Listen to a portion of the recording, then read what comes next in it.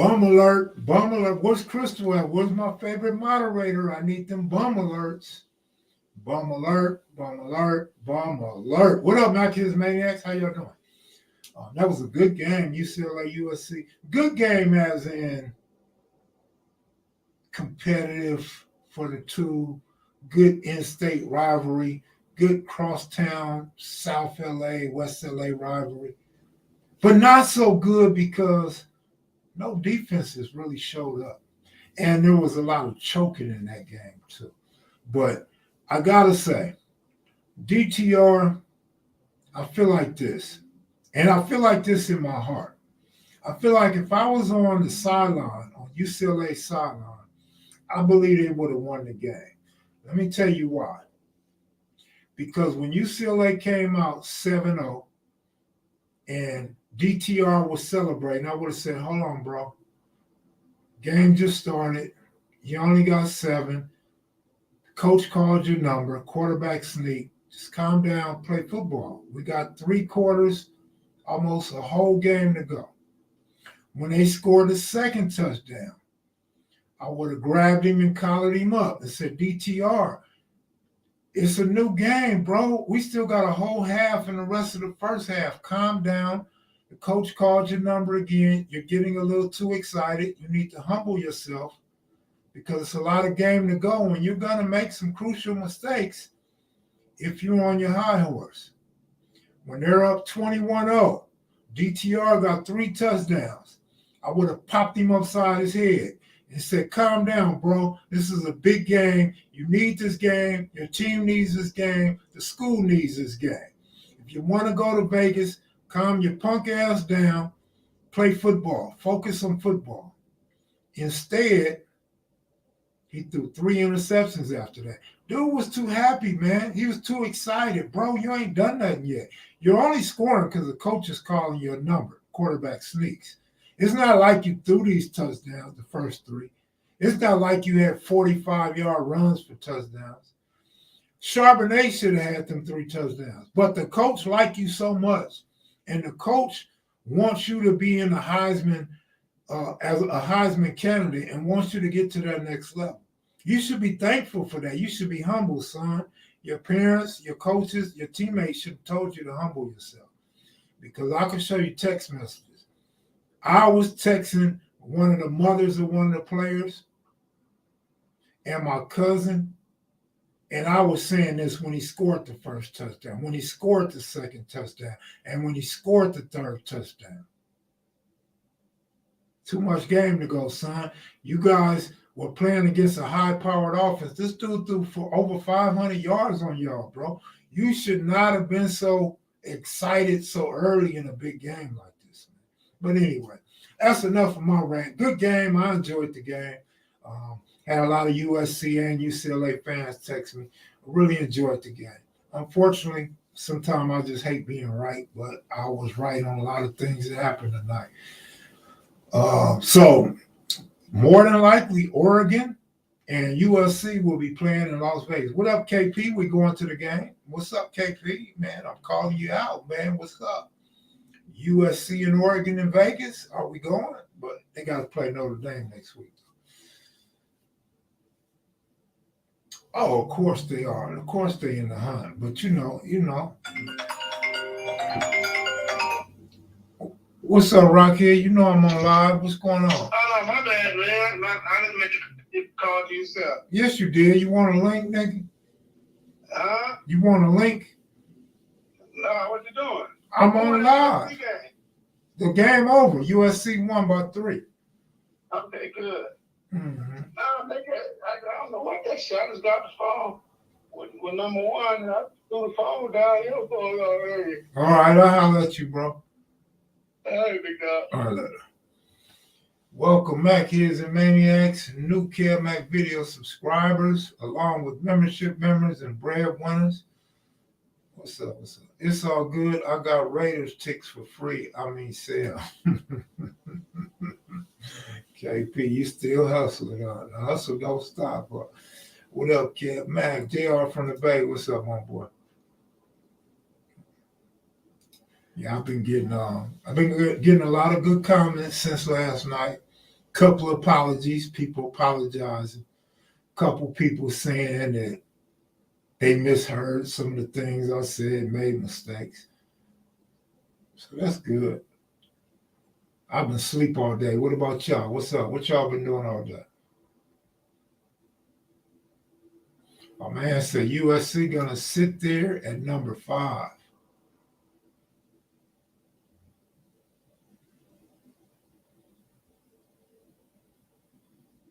Okay, what up, OG Steve?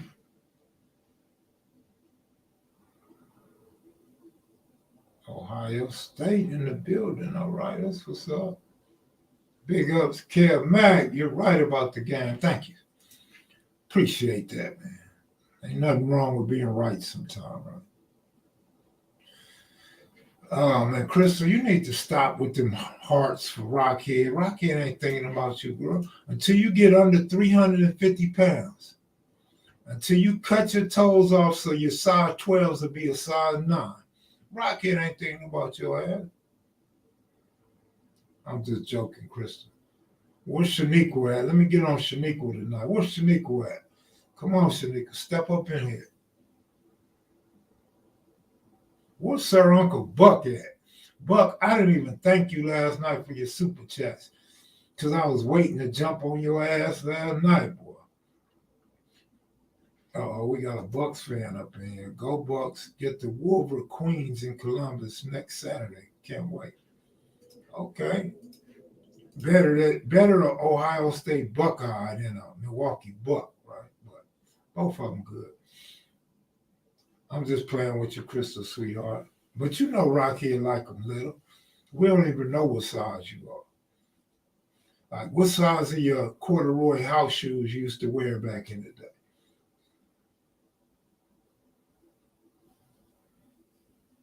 I seen you on Western Ave in the Thunderdome at Jesse Owens. I seen y'all squabbling by the side of the pool at Jesse Owens one day. Back in 1969. Y'all was squabbling when Raymond Washington was squabbling.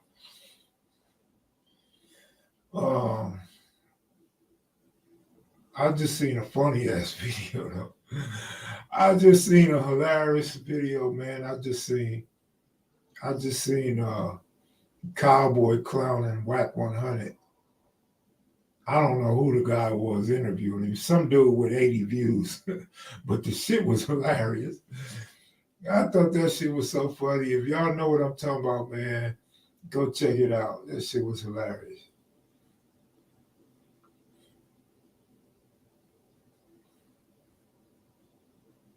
Mm-mm-mm.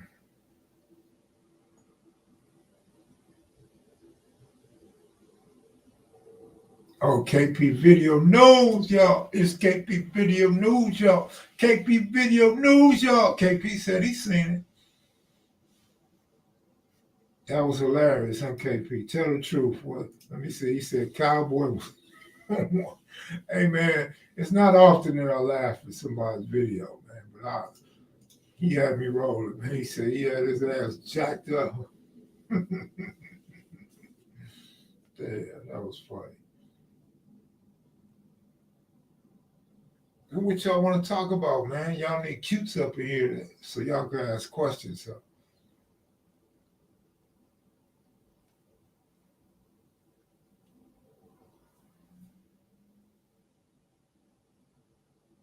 Oh, USC, baby.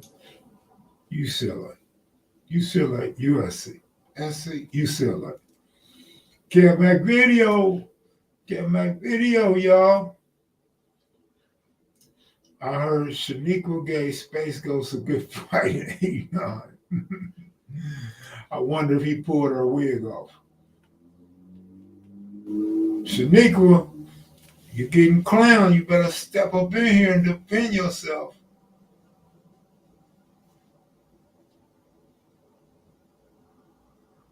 Monique Hill, where you at? East Coast, where y'all at? Number one, what up, what up, what up? Who y'all think missing up in here? Everybody name somebody that's missing up in here tonight. You got Shaniqua, Monique Hill, who else? 415 Mammy. Who else?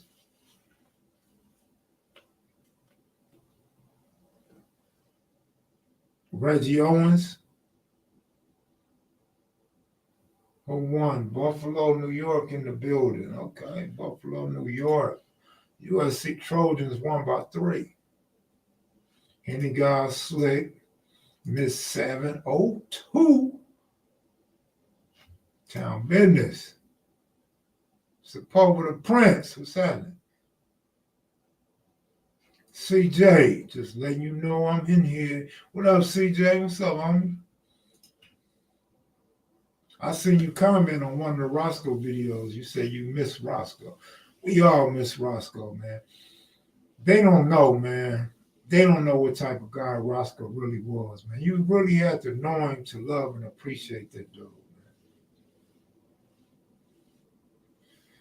I'm thinking about raising a few chickens.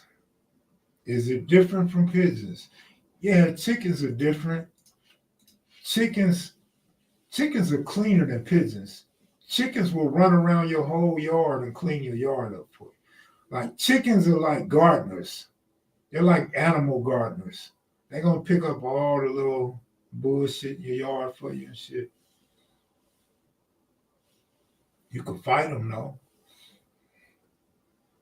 SC, fight on. That boy Caleb Williams is the truth. You think so? He's good, but I don't know about the truth. I feel like he got a couple more years to really develop. Like on that big play, second or third down, he should have ran for the first down. Instead, he throws the ball hard to a guy not that far from him who was short of the first down, right? I think with maturity and in time, he won't make that same mistake. Now, the reason why I bring that up is because that one play could have cost him the game. That one play allowed UCLA to have enough time to go downfield and win that game. And he made some mistakes earlier in the first quarter. That's why it took him so long to score. But yeah, he made some great second half adjustments and only punted the ball one time. He did his thing in the second half, 503 yards. I mean, how could you complain about that? But yeah, he got lots and lots and lots of potential for sure.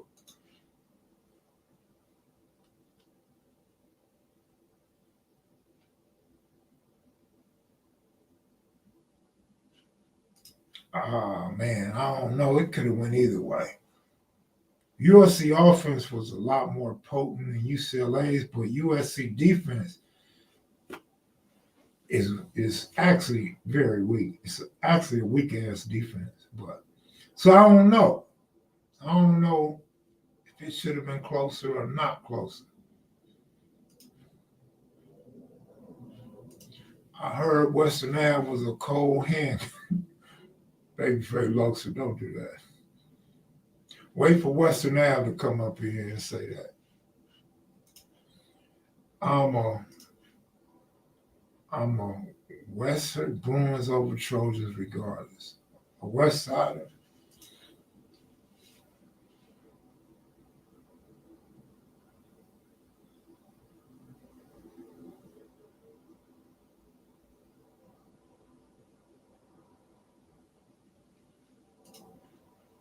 The key was stuffing Ebony 24 often. Talking about Charbonnet. Yeah, Charbonnet, yeah. Well, I mean, at the same time, the key was because he had 90-something yards in the third quarter. I would say the key was the fact that Chip Kelly, wasn't running Charbonnet like he should. Again, DTR at the 1, DTR at the 1, DTR at like the 4 or 5 or 6 yard line. I would have gave it to number 24. Now, you still get the 7 points, barring he doesn't have a fluke fumble. And now you got a running back that's fired up, that's feeling himself instead of a quarterback. Now you have a quarterback that's playing humbly, and you have a running back that's fired up and running downhill for the rest of the game. So So I agree. I agree stopping him was important. I agree with you on that. I just see it from the other side. Whereas Charbonnet could have been a much bigger figure in this game.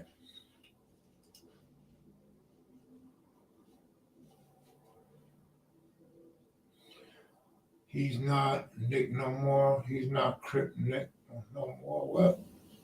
USC going to make the college playoffs. I don't think they make the college playoffs, but I'm sure they play in Las Vegas.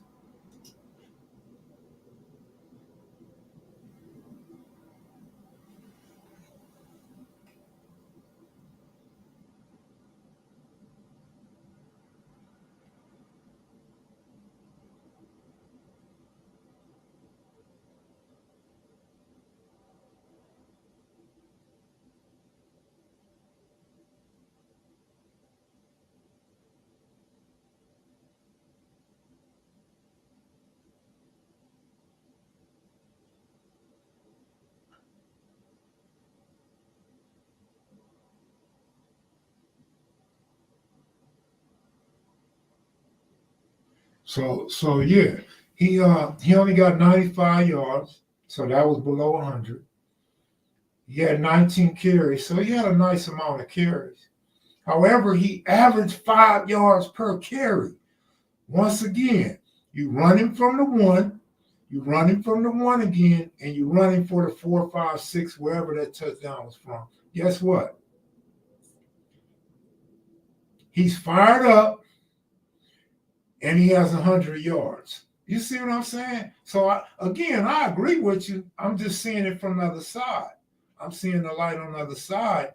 And the fact that what I'm saying is, if you give him them 6, 7, 8 yards, he's over 100, right?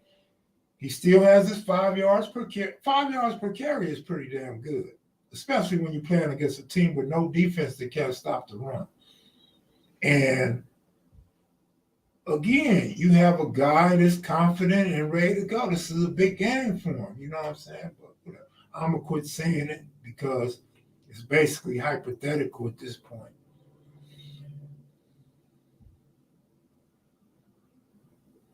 Well, yeah. Bang that like button, y'all. Bang that like button. Exactly, man. That's what I'm saying. Neither team played no defense. See, UCLA got an okay defense, right? It's probably below average, maybe average defense, right? But when you take into account that bad teams, at least 3 bad teams this year, put up points against UCLA's defense. So the real fact is the defense really is not good. It's only looks average because of the competition they play. So I agree. Both teams don't play defense, especially USC. James Robinson, good looking out. How much for the black Scully? I don't know, man. Actually, I think the Scullies was a little bit high compared to T-shirts and hoodies based on I didn't get that many. But it's cool. I'm glad y'all didn't buy them. I love them. This shit warm as hell. I'm warm. It fits good. People like them. I'm glad y'all didn't buy them. I wear all the shit y'all didn't buy. Let's see. kevmacvideos. SC got to receive. But you got to remember, I'm not saying you wrong either. I'm going to go as far as to say you're right also. SC need to recruit some defensive linemen. Now, when I always say I see light from the other side, this is Coach Riley's first year. This is his first year, bro. Give him some time. Guarantee you he has some defensive linemen in the next few years. So, new coach, man, he turned the program around instantly overnight. Kelly was predictable with 24 trying the middle. SC gang tackle up the middle. SC can't even stop the run, so that's amazing that they stopped it. Kev Mack, I don't know who Trey 8 is. I don't know who the hell you talking about. That's not why I'm not even responding to your comments. I don't know who that is, bro. I tell y'all all the time, man, I don't know everybody. I don't know these YouTube personalities. I don't know a lot of people from the hood that's younger. I just don't know everybody, and I don't care to know everybody. So I don't even know who the hell you talking about, bro. 8-8, what's up, man? USC win out. I think they're in over the loser of Ohio, Michigan. Really? I didn't know that. Good luck, USC. That 9-1 or whatever they are, 10-1, that shit ain't no impressive 10-1. I mean, let's just keep it real. That defense is garbage. You get Ohio State or Alabama or Georgia, man, them dudes gonna score so many effing points on USC, bro. I'd be surprised if nobody puts up 70 on USC if they get into the playoffs. I'm just keeping it real. No hate, bro. No hate. I see Georgia, Alabama, Ohio State all putting up 70 on USC. At least 60. At least 6-0 for the hood. They at least put up 60. I think USC is more cut out for a Pac-12 championship. You know what I mean? A different type of bowl game or something, right? I'm glad you on about go out hunting, but I had too much poison, so gotta be careful. No DUI. Oh, damn, man. Yeah. Yeah, don't drink and drive. I mean, UCLA put up 50, man, with 3 interceptions. 3 interceptions and a fumble.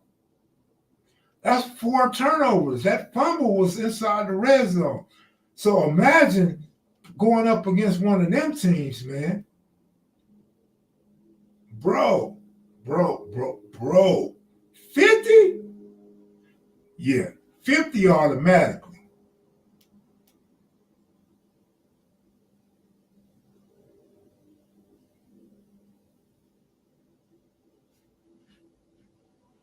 Kentucky lost.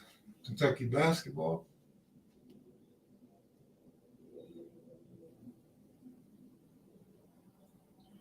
Man, I just told you what I think about USC and Bama in a bowl game, man. I think Bama puts up 60 points on USC and beat them by more than 20, at least 20, at least 17. I think Bama beats USC by 17 and scores 60 points.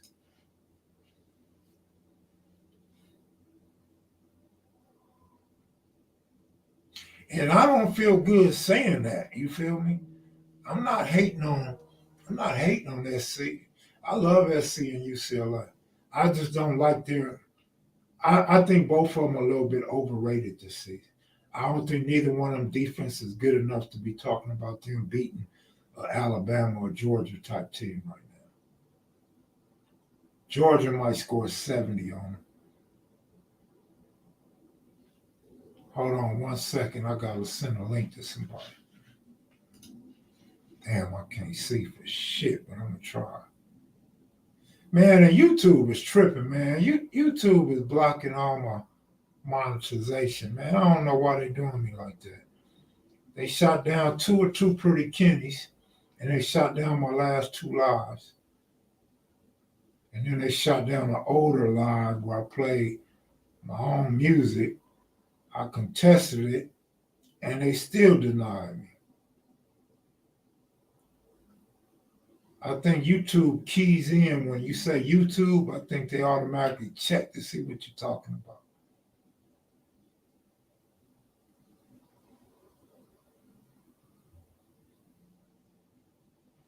All right.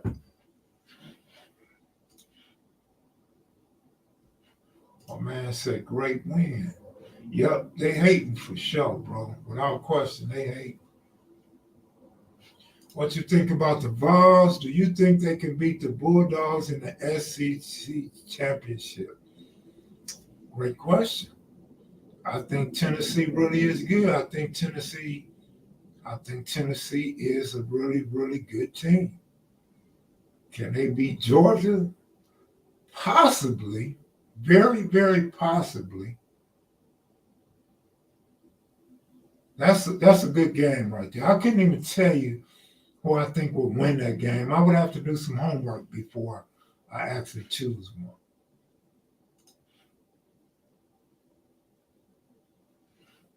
Who beat the Vols today? I didn't know they lost today. I didn't get to watch no football but the USC game, man. I've been asleep all day. Who beat the Vols today, bro? They got blew up by what? South Carolina. South Carolina? South Carolina? Yeah, I know Georgia beat Tennessee, but you know, games are different when it's playoff time, when it's at the end of the season. Games are different. And when you play a team twice, a lot of times the other team gets get back. But if Tennessee got blew out by South Carolina, man, I got to go back to Georgia then. Wow, that's crazy, man. I never would have thought South Carolina would beat the Vols. Damn, and killed them at that? What's killed mean? By how many touchdowns? What up, little Lamont? What's up with you, homeboy? You want to come on live, nigga? You want to show your face? Cash me out, boy. What's up, cash me out? You want to come on? Let them know how the Harlems do it. You know how to crip walk? What you know how to do, man? Come on live and show us your talents, bro. Messed up your parlay, man. I believe that. We need a sports betting show together. It might be good. My memory's so bad, man. I don't know if I could do a sports show. I'd have to have, like the professional dudes, I have to have a laptop in front of me. Then I have to have a producer that's giving me some shit to look at on the screen. Because I can't remember no new player names, right? I have to be talking some 1980, early 80s shit.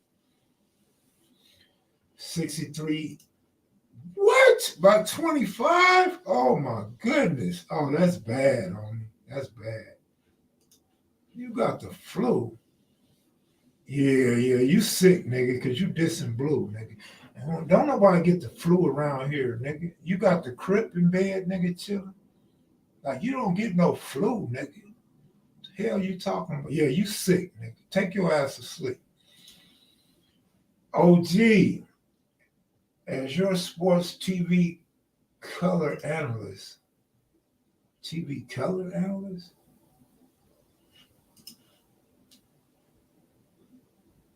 Have you heard of Payback Crib? Yeah, I heard of him. Where you from, How old are you? Ain't nobody worried about, oh man, that's cold, supposedly. Shots fired, man. We don't do that up in here. Y'all get along. Y'all shake hands and make up, please.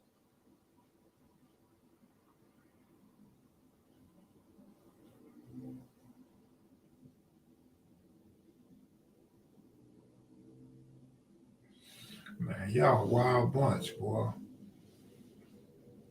Wild bunch. Boulevard, what up? OG Steve in the building, Babyface Losa, what up? YouTube library, Time Authentic. Nice name, huh? Nice name, man. You 43? What city and state you from asking about payback?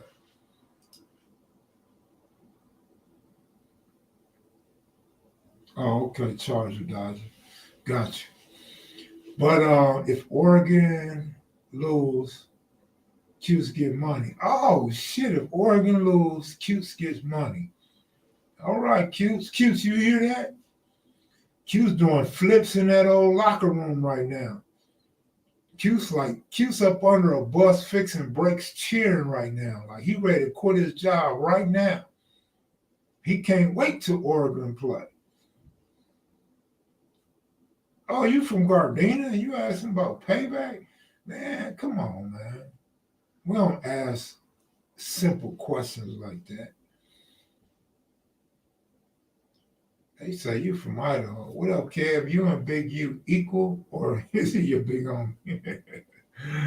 I don't know about either one of them. Shit. Big U's older than me by a couple years.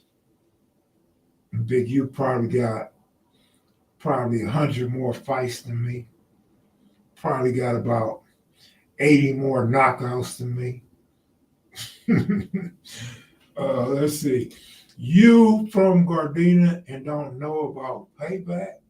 Oh, I'm sure he know about it. He probably from Payback. He's asking us, have we heard of Payback? From Eureka, Big Cave, who was the front runner of the grips in the 70s? Probably Vice Grips, probably a monkey wrench. Let's see. Did you mean to say Crips or something? The big homie went down today. Who's the big homie? 7,500. I'm playing Kev. Don't round about Cuse gets 200. Don't play around, but Cuse gets 200. Man, get that money, man. Cuse get 200, boys. Oh, man. Peace and much respect, KM, Mackids, and Maniacs. That's what's up, CB. The Google Show. What up, homie? Hey, I'm gonna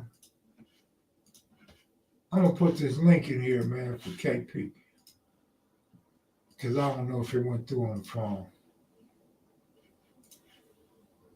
Big Kev, what's your early prediction on the game, Ohio State versus Michigan?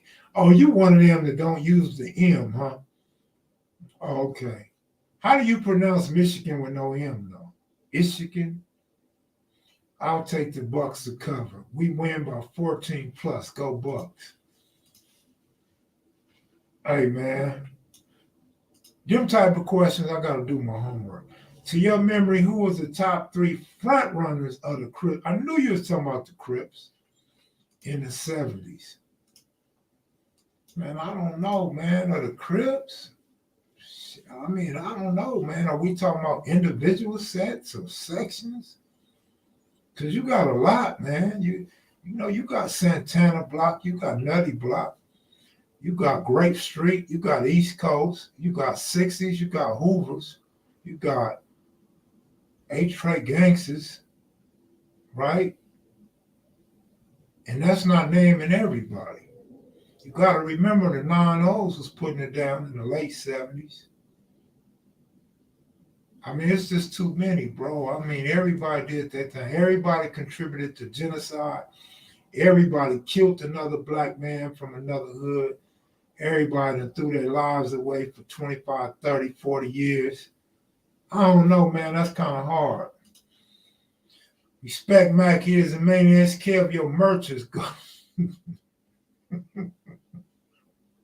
That fool Buck always get me, though. That fool Buck gonna always get me. Fool Buck, you ain't no joke, man.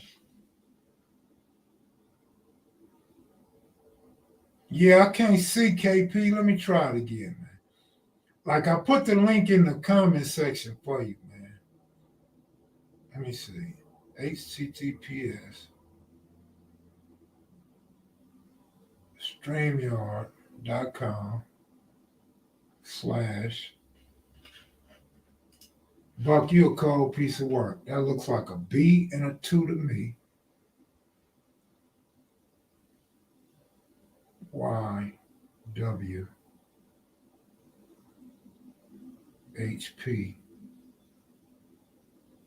VA8N.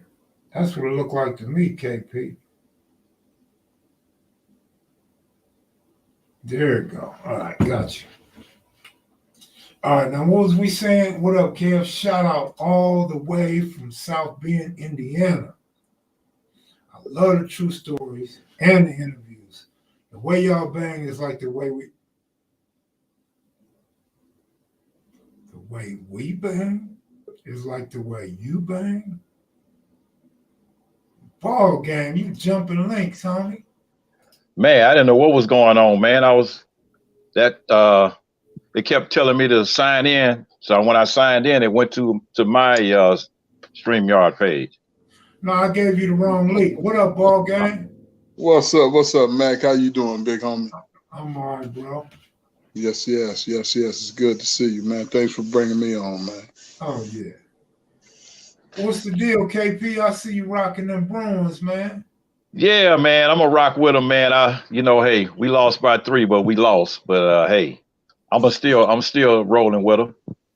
Hey, Well, man, that SC it was. Yeah, I'm riding with SC, man. I'm riding with the burgundy and gold. You know what I mean?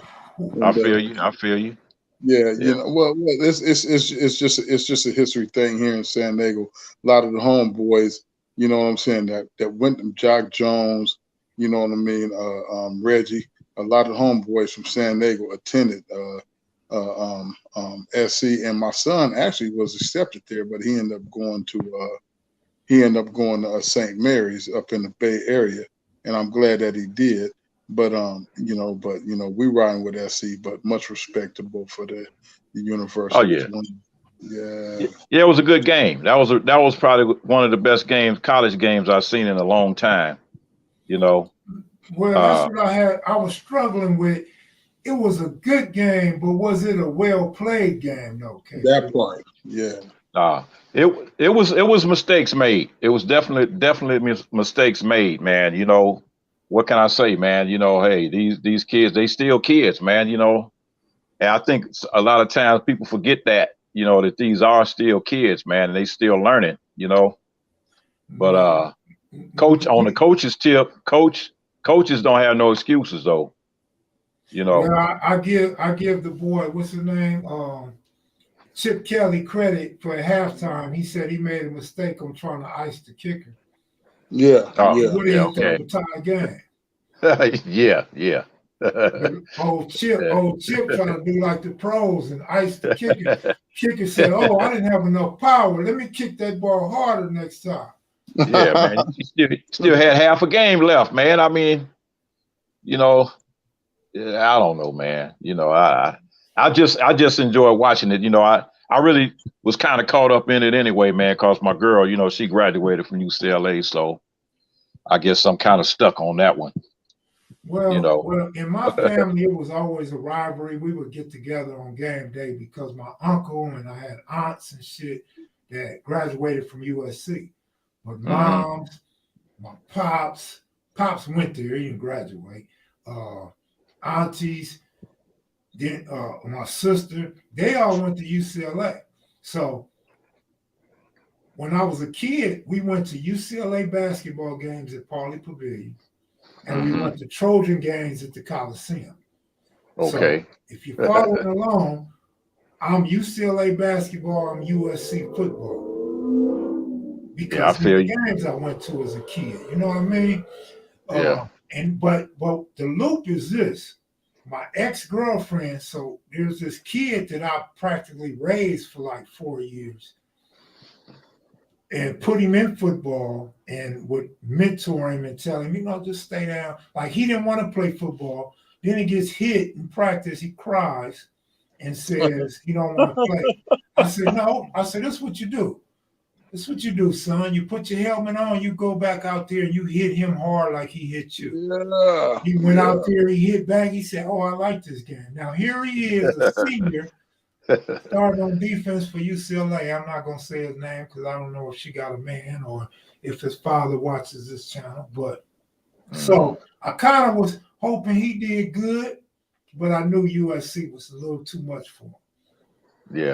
Yeah. Well, see that USC, you know, UCLA made the big mistake, man, of trying the air game when they know their ground game was a stronger game, and that's what's been getting you where where you are right now. So they should have stuck with the ground game against SC, man, and that, you know, but 3 points, you know, like I said earlier, you had the quarterback for SC had close to 500 yards, 503, I think. 503.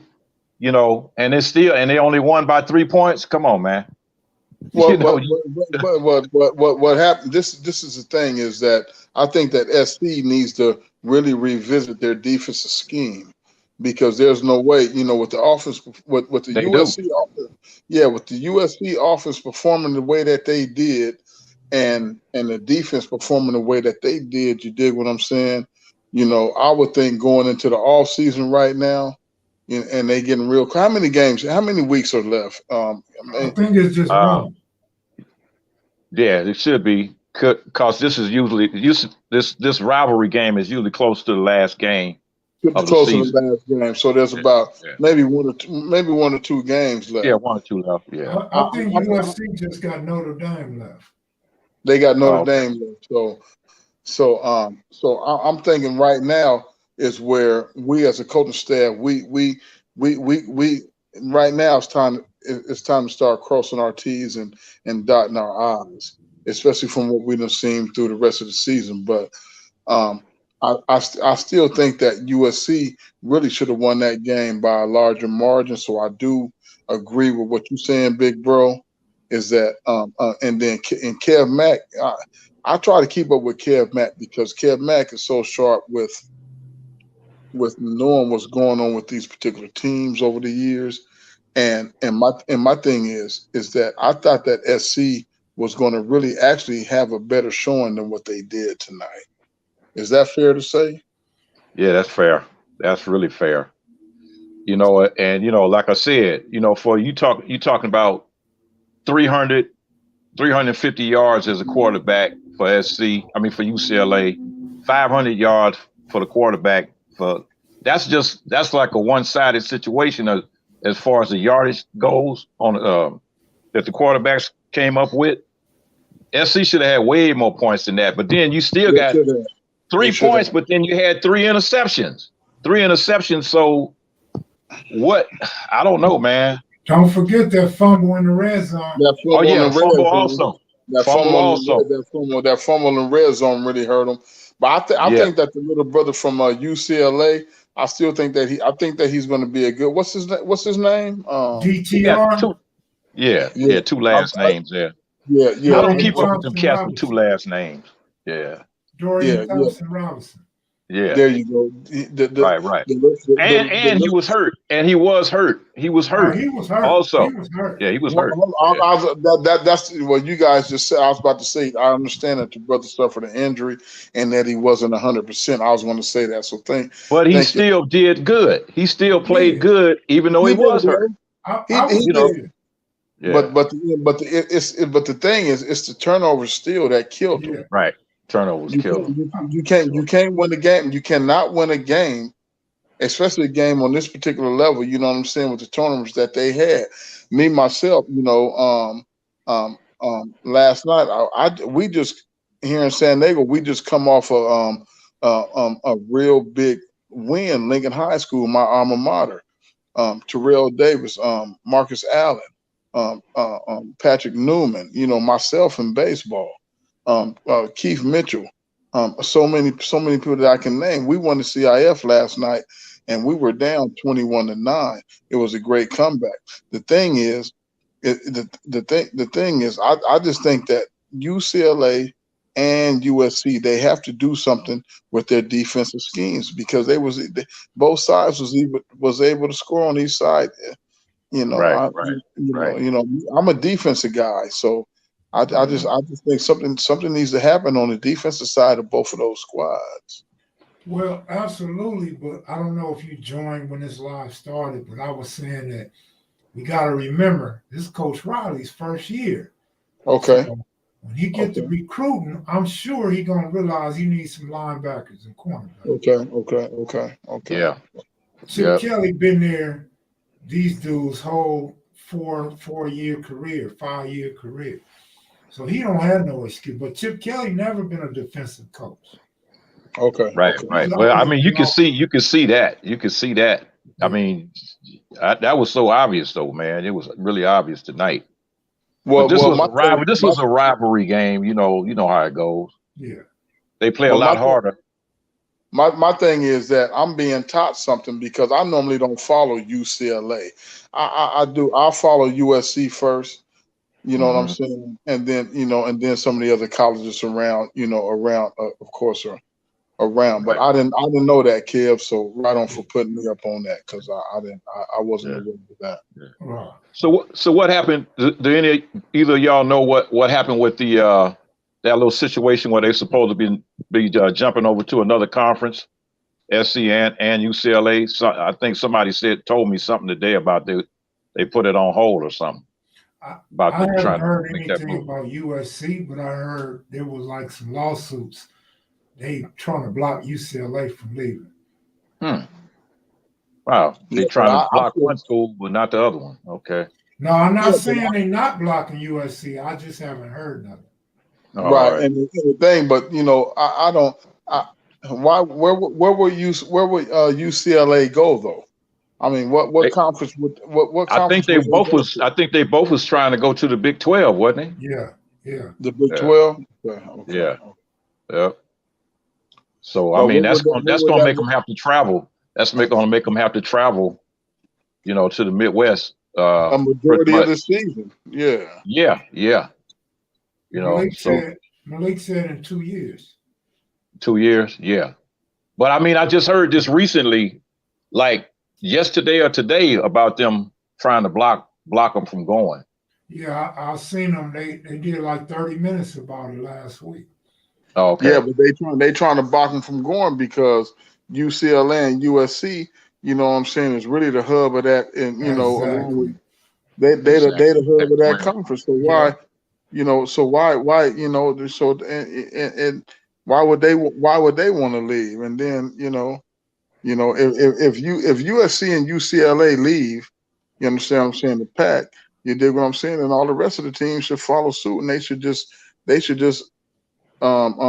discarded the Pac-12 all along. I mean, the Pac-10 all along.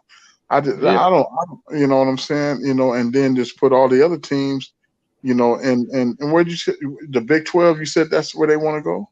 Yeah. Yeah. Hmm. Okay, because Uh, I'm looking it up. they, I'm looking it up right now. they I'm saying looking. they'll get more money because of the fan base and how the East Coast don't get to There see you go. West Yeah. Okay. Coast Yeah. They're games. gonna. Yeah. You're right. You're right. They're gonna get more money. Plus, they're gonna be the strength. The strength of conference strength is gonna be different. It's gonna be Yeah. different as well. So they'll be ranked higher if they win out in their division. But That's they, just but like they, if but, USC and SC and UCLA went and played in the SEC. The okay. SEC is always the strongest, like the strongest conference that you can see in damn near every year in football, pretty much. And it's like, I hate the whole ranking system anyway, man. I thought they was trying to call themselves trying to get rid of it when they came up with the little playoff situation, but they kept that part of it. I'm not really a fan of it, especially when you start off first game of the year and you already got teams ranked that ain't even played the game yet. No, I know Well, one. that's they always go by the previous season stats and what the yeah, and what and that's how they do that. But I'm with you. You know what I'm saying? You know, I think that the rankings should start, and you guys can correct me. But I think the rankings should start maybe the third or fourth game of the season. What do you guys think? I would I, roll with that. I I would roll never with that. thought I never thought about it, but now that you say that, that would be better than pre-rankings. Right, Yeah, pre-ranking. Right, right. right, right. Because like you said, you telling us something like what happened last season, last year, and you carrying that over to the next year. Right. Hell, man, you got, Yeah. especially now that they allow these guys to transfer between schools so much now. And that Yeah. was something they put in. So you Yeah. got a lot of transfers, man. Look at all the cats Dion picked up down in Mississippi, down in Jackson State. He picked up a lot of cats that was Yeah, heading my to nephew, my nephew Keyshawn Smith was at Miami, but he in a transfer portal right now. His Mm. mama kind of started a little bullshit on Twitter, and y'all can look that up. You know what I'm saying? But he in a transfer portal right now. He want to come to USC, but because of controversy behind him, we don't know what's going to happen. But the transfer portal is really what started these conferences wanting to put teams in certain conferences. I think that once they started the transfer portal, is that now teams they want to perform, they want to be they want to put themselves in other they want to be classified in other divisions to where they can compete, where they can get that market. They want to change their market. They really want to be put in big market exactly. Big market. But that's what it really boils down to, man. Yeah. That's kind of crazy though, thinking just like you just said, a big market. What bigger market is it compared? I mean, LA. I mean, LA. I don't know, man. I guess it's something that I'm not seeing because well, you know LA and New York got to be the two biggest markets when it comes to sports. This is what I'm thinking, and I think that I can, and I always say the reason that I always say you guys can correct me because this is not an opinion, but this is just something that I've seen. I just think that some of the Midwest markets and some of the markets in the South and then the markets on the East, they're making a little bit more money than on the West because unfortunately, Washington State, Oregon, UCLA, SC, and then now they starting to bring in little bullshit universities that we haven't even heard from, San Francisco State University and all. I mean, these Cal Berkeley.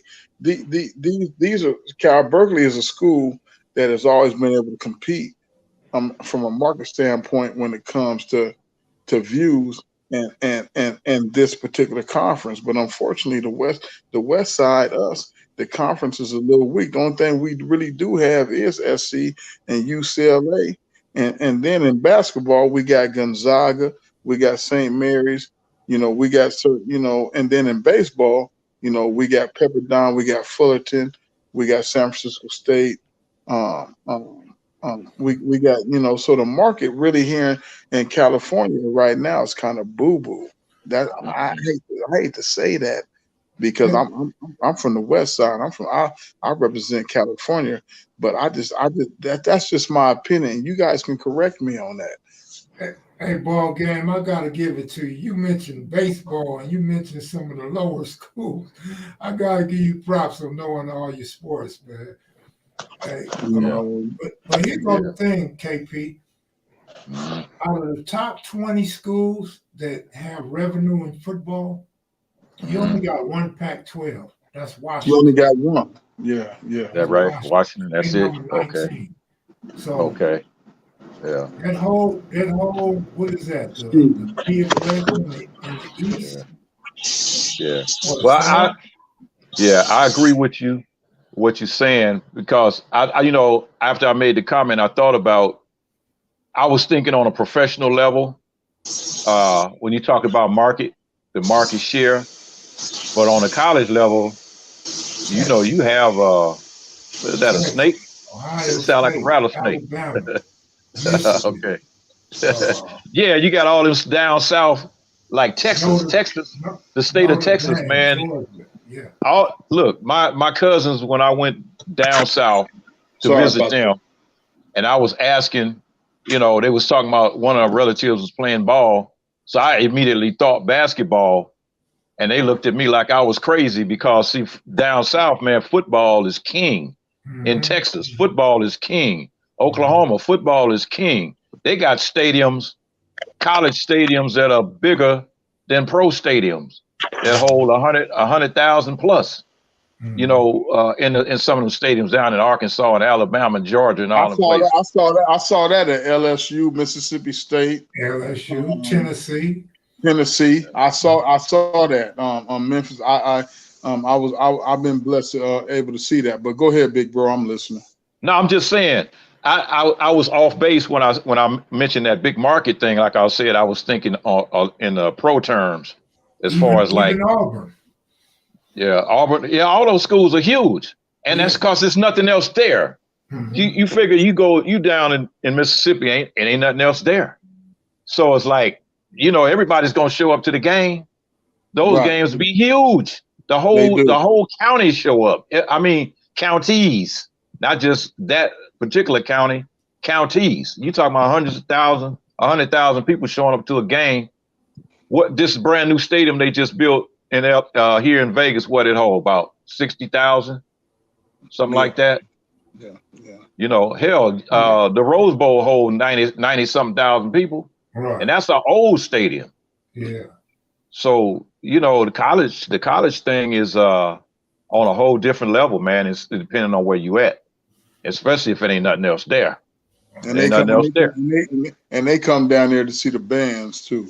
You dig what I'm Somebody saying? said Ohio State is the second biggest stadium in the world. Well, that's what I Yeah. was saying. That the top teams getting that money is Texas and Ohio State and Alabama. So Yeah, Well, Michigan got they got I was in Columbus in '85, and I went out there and I was able to see the stadium, and I was trying to actually go to school at Ohio State at that particular time, and I was hustling, and I was playing baseball, so I was able to see, and that is and because of where Columbus is at, it's like the Cleveland. The Browns and all them is kind of up north, almost about 2 hours, maybe about an hour and a half away from actually where Ohio State is at, and that stadium is huge. And then and when they re-innovated it, they added like 60,000 more seats. wow. Is that the one they call a big house, or is the big house up in Michigan? No.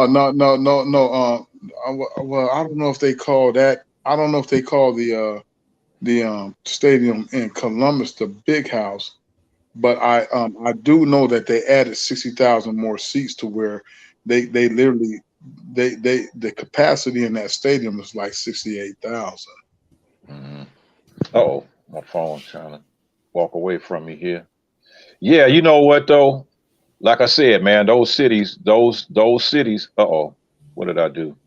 Those cities are they just football tech, man. You think about how many pros have came out of Texas, have came out of these, a lot of these little cities that you would never think that actually have, you would never think would, well, pros come out you of. got a man from San Diego in the house, and they the only people on the West that can kind of match up with Texas a little bit. Well, and I'm glad that you said that, Kev, because I don't really push a line on San Diego. I don't have to because the legacies and the infrastructure that we started here in San Diego back in the days. You know what I'm saying? It speaks for itself, man. You got a lot of brothers. I was just talking. Me and Kev was together. Me and Kevin Mitchell was together the other day, and we was talking.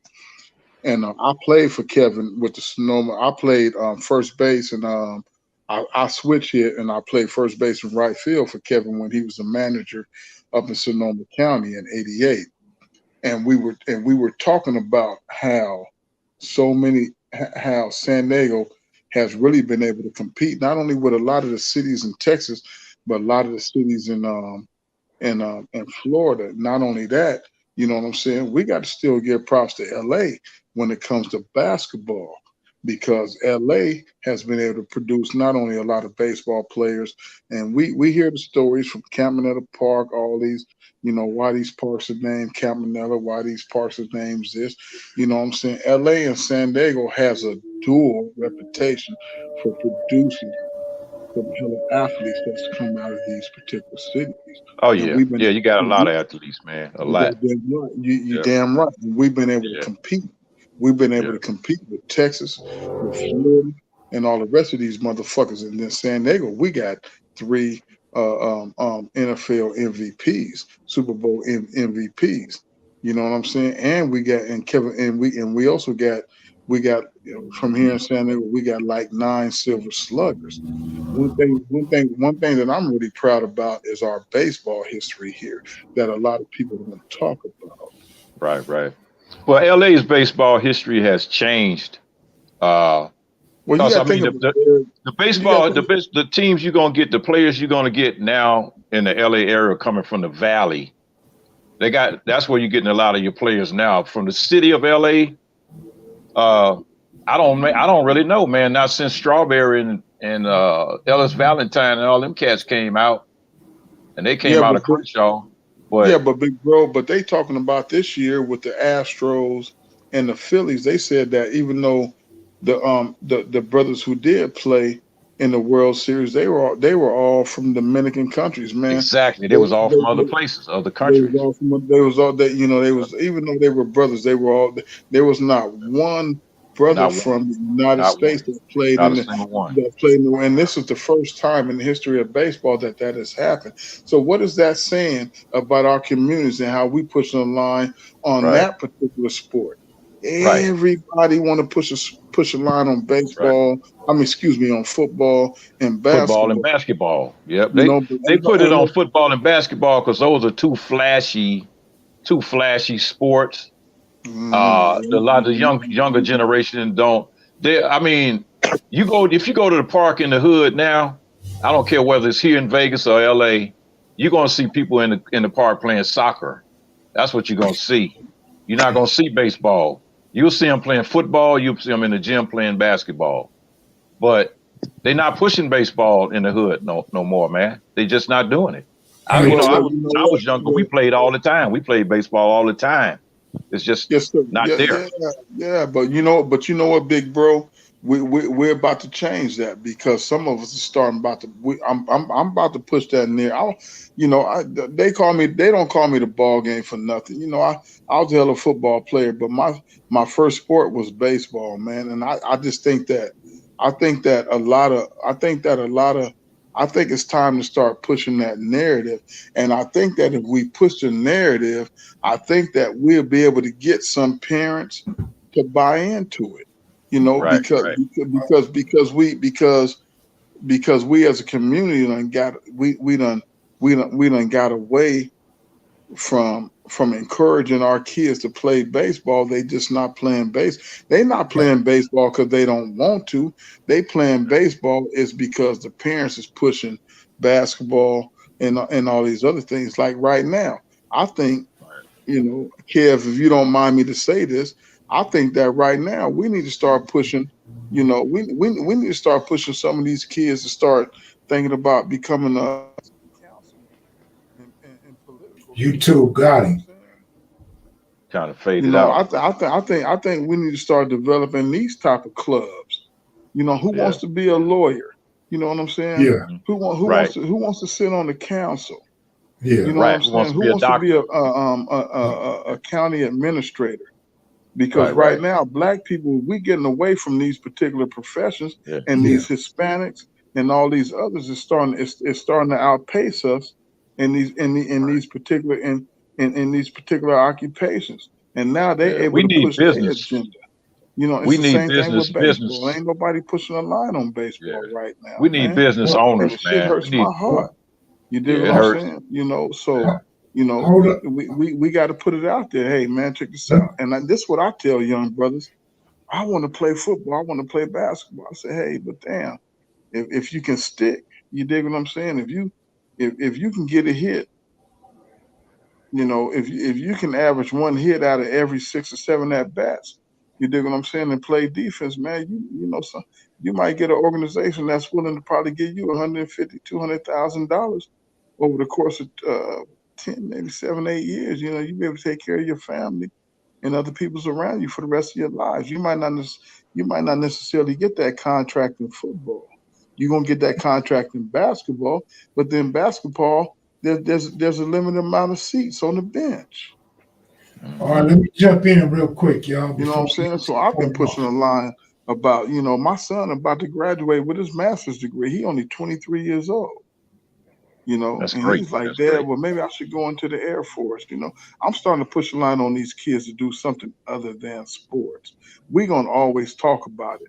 You dig what I'm saying? But I'm just pushing a line, baseball or something political. That hey, let's get some of these young brothers, some of these young sisters. Let's push a line on law school. Unfortunately, I hate to say this because my mother and my grandfather and my grandmother was adamant they hated the military.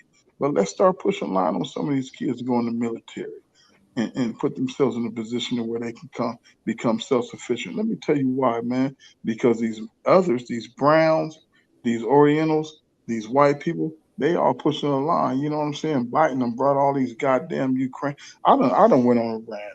Let me stop. Okay, look. So this is what I want to You jump know what in I'm saying? before we You got know, too but far you know, off. when it comes to sports, I don't man, I think he think can hear me. baseball is important. Ball Let game. me I just think say that. I think your sound ain't working, bro.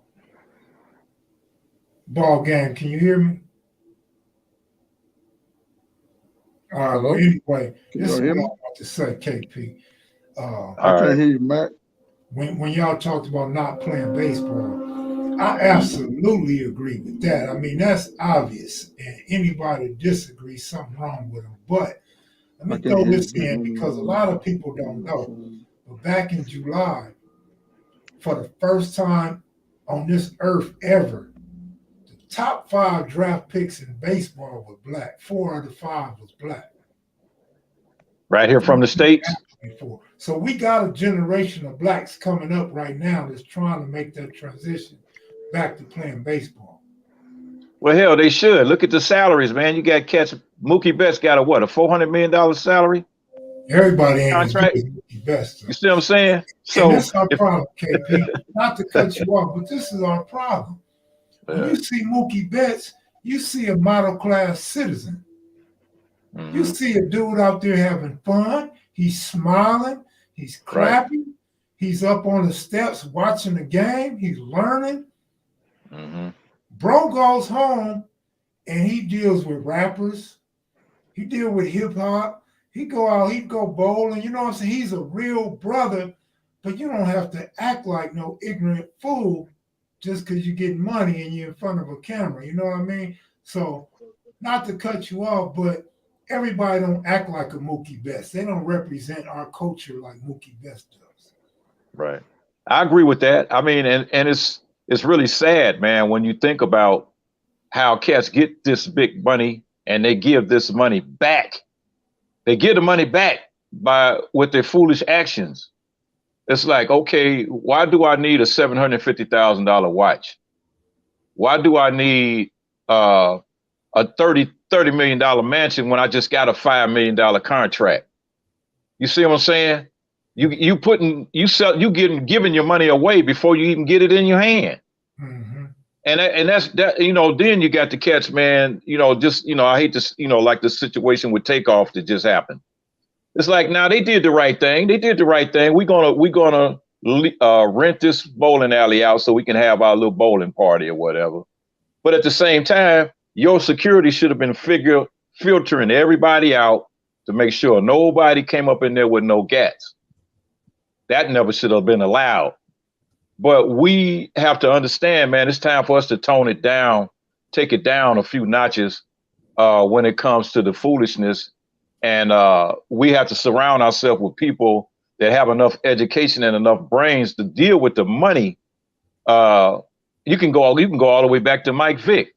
Mike Vick, which wasn't a cat that was like running around at the clubs, but with the situation that he got in, if he had a family member that was in his corner, they could have said, "Hey, Mike, man, I think you need to cut this. You might not need to do this." But cats won't say it. And I'm gonna tell you the main reason why they won't tell them no is because they don't want to be cut out of that money loop. Look at Kanye acting a fool. They don't want nobody want to tell him no. Hey man, you need to be quiet. They don't want to tell him no. So if you got 100 yes men around you telling you, patting you on the back, edging you on to do foolishness, and nobody with sense telling you to go the other way, you're gonna end up losing every time, bro. You're gonna lose. Mm-hmm. Yeah. Ball game. Somebody wanted to know if you knew somebody named Wiley from San Diego. Who? I lost the comment, but it was something about Wiley. Probably so, yeah. Probably so. I probably do. San Diego's they just did an indictment out here, man. So the whole Brim set and a couple other neighborhoods they just arrested like 150 people out here in San Diego. Man, they doing a sweep like they did down in Atlanta, huh? Yeah, your sound's messing up, man. We can't hear you. Can't hear me? All right, hold on. Can you hear me now, man? You super low, bro. low. Hold on. Can you hear me? No, man, this you It's just like you you really faded. It's like you faded out. Hold on. Let me go out and try to come back. all right. Yeah. Yeah, but those gang Michael indictments, Wiley. Kev Mac, the gang indictments, see that's man, see we going off into a different conversation now, but that's just man, how can I say this? If you're going to have an indictment against a group or organization, first of all, they have to be organized. I don't know too many gangs that are really organized to the point of being considered like the mafia. You know what I'm saying? It's Not like no black gangs. Not not no no black black gangs. gangs. It's like his cats live on one block. You got another guy on another block. You got another guy a few blocks away. And so you talking about neighborhoods, the people that's just living in the same neighborhood. But if you're talking about guys trying to control a whole entire city, like, well, we got this on lock over the whole entire city, that's a whole different level, man. And it's Yeah. guys ain't getting on the phone communicating or talking on that level, man. They're not communicating like that. Right. But the sad part about it is the whole gang injunction and the RICO Act that they're using on these cats now is really vague. And all they have to do is put your name on the list and you own it. Yeah, a lot of gangs beat that gang injunction in court Yeah, they because should. it was unlawful. What they really be hoping is that you too poor to hire a lawyer and too ignorant to fight for your rights. That's what they really be hoping. And Yeah. in the meantime, when they hit your house, they're gonna get some guns and drugs off the streets. Yeah. Yeah. Well, So that's what cats need to make the mistakes because I was taught by different guys. I came from a different set and a different regime. And the older guys taught me, you never shit where you eat. So, yeah, we was taught that I too, but wouldn't, I didn't we wasn't listen. living in no trap. I wasn't living in no trap house with my kids, man. If I was doing Every house something, I lived in was a trap house, man. that, That was more convenient for me. And being on your throne, man, you don't fear nothing. you don't feel it though. But see, when it comes down, everybody's going to jail. They're gonna take your kids' toys. They're taking everything. I mean, So I mean, you know, that's why I'm gonna tell you something. This is a conversation we're having. That's why the relationship that I have with my older kids is not as good as it should be because I live by the old school rules. You keep that shit away from your family. And so I didn't want my family's over here. What I was doing was on the other side of town. yeah, So I I kept that feel shit you. away from them. And I so that feel meant you. I had to stay away from them, you I, know? I, I feel you on that. And But they wanted the time. right. They want the time. But but then when you think about I watched the generation change because I had cats that came from Chicago to LA and they had guys running up to the car in LA and they was like, hey man, what these niggas doing? Said, oh man, they trying to do this little curb service thing. They said, man, these niggas get robbed doing this shit in Chicago like that because they wasn't serving like that. So Yeah, now they might be doing that now, but they wasn't doing that. That was like if you walked up to somebody's house talking about, hey man, I want to get something, man, you would get knocked out right on the front porch. I don't know you, Nick. Get away from my house. There was a secret. well, But let when me the tell stuff went out in the street, when you out in the street, buck wild, standing on corners selling drugs, you out on the front line, man, like unnecessarily taking unnecessary chances for no reason. yeah. Hey, You know? ball game. Yeah. You know that Michael Wiley is from San Diego and played for Ohio State, and Daryl Lewis and Tyrone Morrison as well. Yeah. I do. Yes, very much so. And I think Daryl, one of them was in me and Conrad's mentoring program. Mr. Collins. Mr. Collins Mr. Collins. You know Mr. Collins. Mr. Collins was Snoop Dogg principal at Cal Poly. And then he ended up becoming principal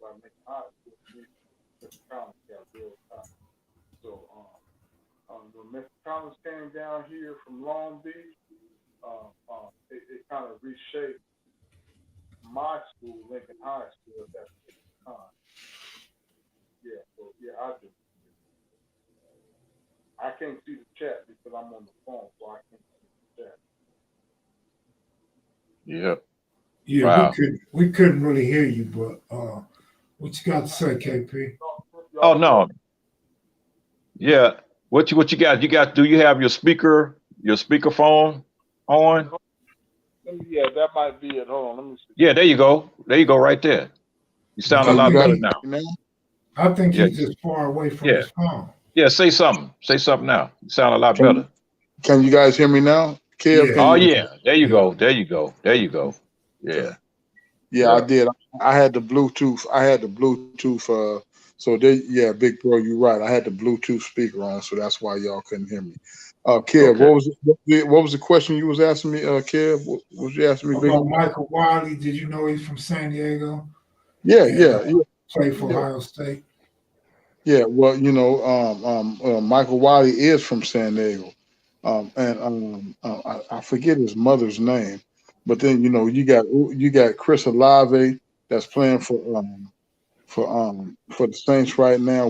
San Diego been really getting it in when it comes to sports and all that, and that's a good thing for the city because with Norman Powell getting the money that he got, and in basketball. And we got about 6 or 7 prospects in baseball. See, everybody want to talk about basketball and football, but one thing I'm gonna talk about the prospects we got coming out of San Diego for baseball. And when I was talking earlier, you guys said that you guys couldn't hear me. Is now that San Diego is doing what it's doing right now in that particular platform. And some of these brothers is making money. I was talking to Kevin Mitchell the other day because I played for Kevin when independent ball up in Sonoma County, played first base and right field, and I switched hit in '89. I want to say it was 88, '89, and I've been trying to push a line on baseball, Kev, here in San Diego. And with a lot of the brothers, Steve Pierce, Akili Smith, Jock Jones, Kevin Mitchell, Keith Mitchell. There's a whole lot of other people that I can name. Some of the white boys that went to other high schools out here in San Diego. They starting to push a line on baseball here in San Diego because a lot of talent has come up out of here. You know what I mean? And we're also starting to push a line on some of these kids to become lawyers, go into the military, all these other things. When it comes to the sports thing, San Diego has already solidified itself. And LA has as well. Right. Because Yeah. San Diego, Because LA, California got that good weather, man. So you got cats that can play sports all year round, man. Pretty much. Compared to, that's why you have cats that are so good in basketball in the East Coast. They be in the gym all winter long. New York, yeah, Chicago, Detroit, and all that.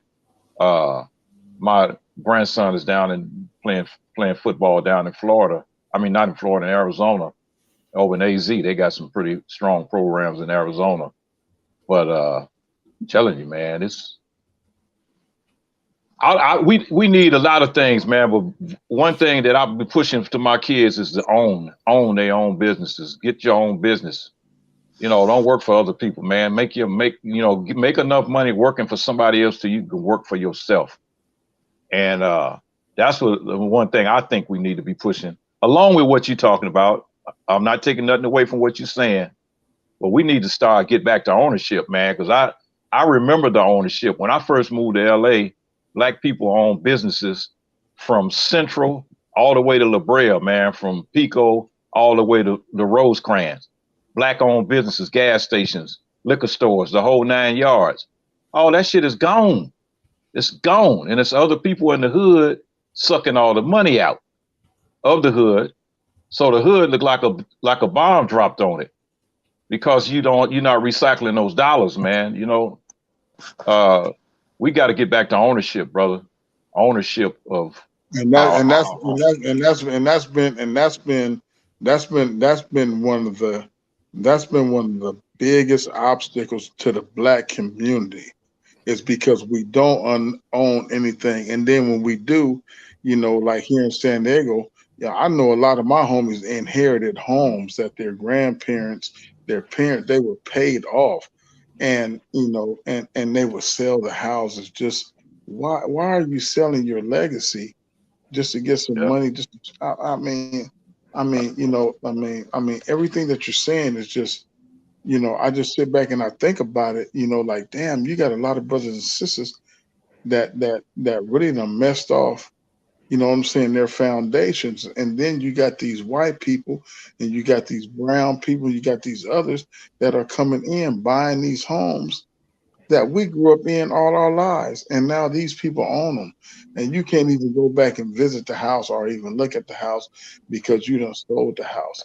It's just effed up. We as a people, man, we got like effed up, man, and I sit back and I still continue to do the work and try to get our people to understand that, hey, we are, as a people, we are the legacy. Everything that's relevant in this country is predicated on what we do as Black people. But we got, exactly. but we, But we but ain't we, benefit. We're not but, benefiting from it well, not 100%. necessarily Like we benefit to a certain degree, but we're not benefiting 100%. 100% like we Yeah, should. Like we yeah, should. man. Well, Because like I said earlier, we give it all back. We we give it all ruin back. everything we got going on. Well, Man, yeah, who's the number one copycats? Everybody copy what we do. Everybody. But everybody. Style. but who's the one who the one robbing us? Who the one we looking out for when they coming up in your store or your business Exactly. or Exactly. outside the Exactly. bank? You know what I'm saying? Yeah. But if they you can't put a store in a Chinese community or Asian No, community. no. They'll put a swap meet. They'll put a beauty shop where women go to get their feet, pedicures and all this stuff in your neighborhood But using whose fault is that though? dirty utensils and water. So The it's like these are consumer's the the one things, spending the money. right? So consumers. So that means Black people are the number one consumers in this country. We spend But billions of dollars every year making everybody else rich. But big but homie, but but go ahead, Kev. I'm sorry. Go ahead. nah, nobody want to spend with us. Not even us. We don't want to spend with us. Right. And You that's know, really I've sad. That's seen, really sad.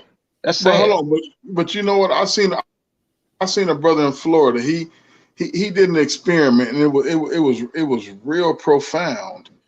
He had some T-shirts, and the T-shirt said, I love everybody.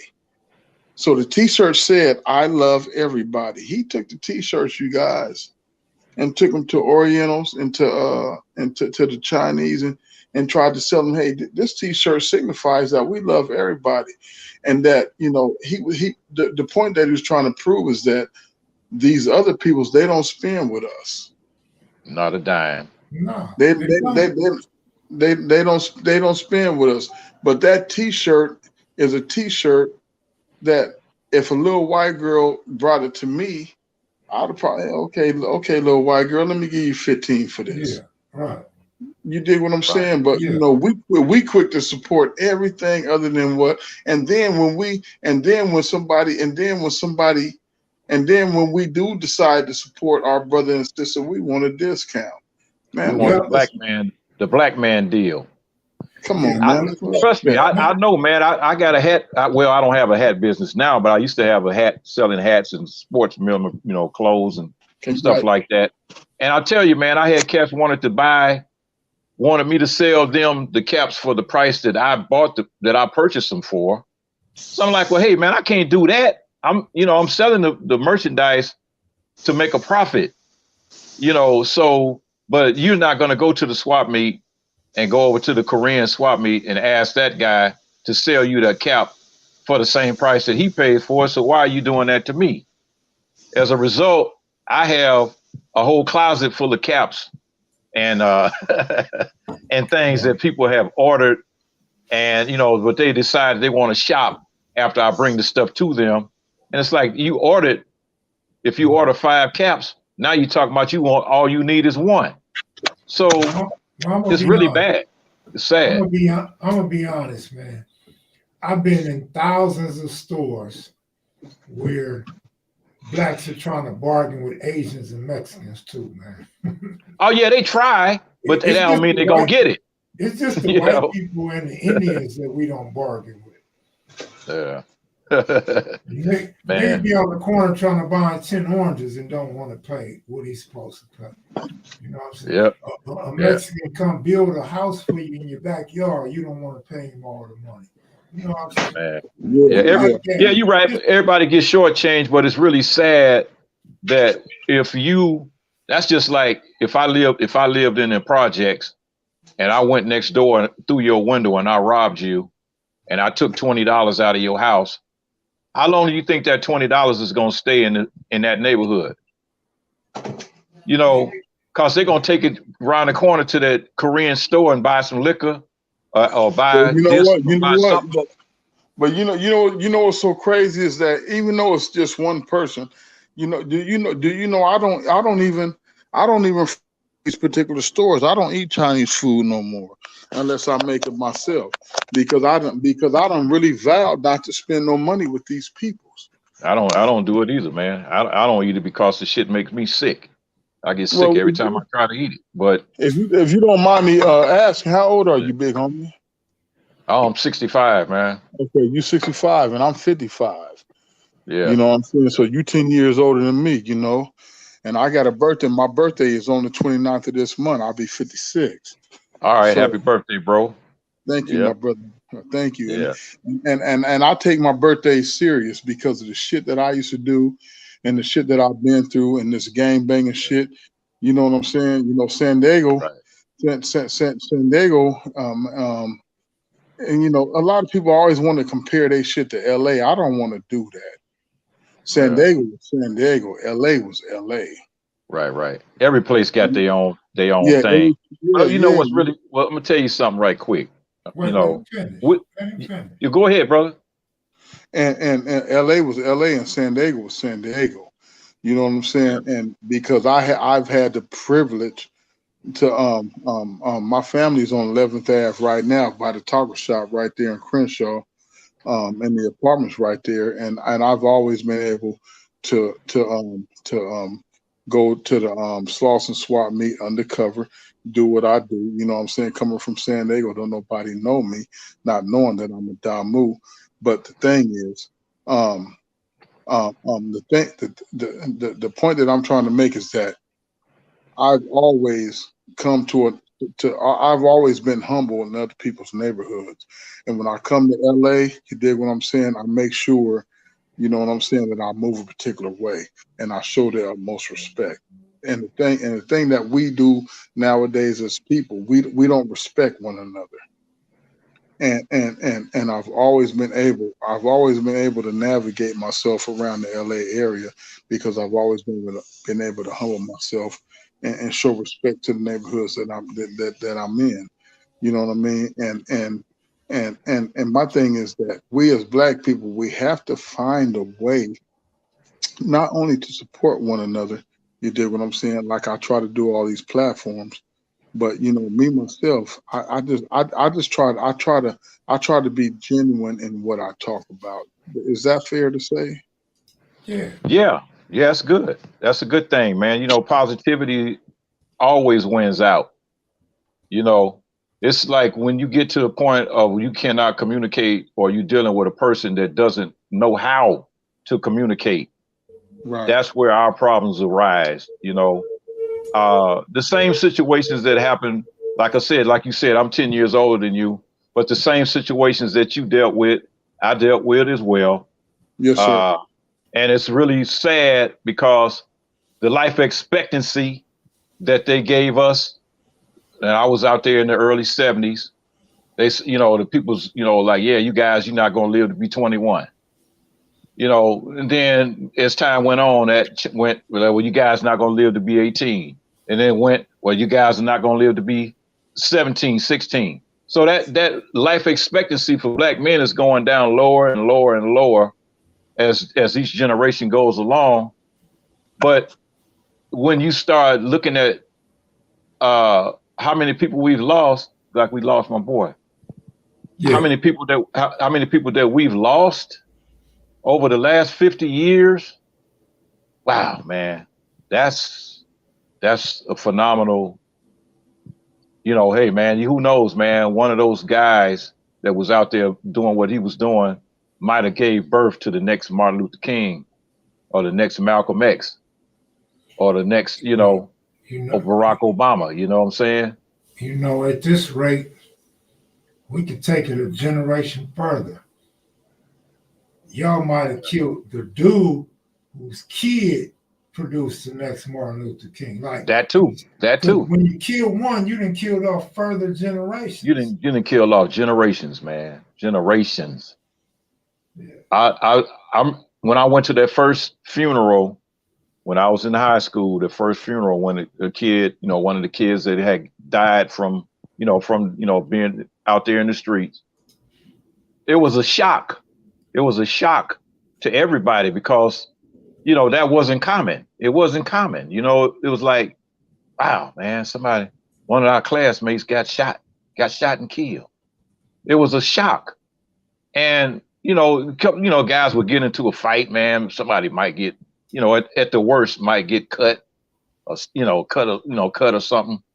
But it wasn't nobody dying. You know what I'm saying? And when that first dude died, that changed everybody's attitude about how we looked at this whole thing, man, that we call the street life, gangbanging life. And it took it up to a whole another notch. And it's been notching up ever since. So you talking about 50 years later, Kev Mac, 50 years later, man, what notch we think we at now? Right. Shit. Damn. Yeah, so ain't nothing we can do about it now, but going forward, we could change the mindset of a few. Right. That's why I look at my grandkids, man. I look at my kids, my grandkids, and I was able to stop my kids before they got started and let them know, well, hey, I ain't having it because I can see the signs. You know what I'm saying? Yeah. And I'm look at them and I see how they raise their kids, and it's like they raising their kids the old way, the way I was taught and the way I taught them. But that's not in every household. It's not in every household. So, it's a bad scene when we was talking about earlier about the guys going with these injunctions. We make it easy for them to put the injunctions on us as a people because of the crazy shit we do to ourselves. Do you agree or disagree on that?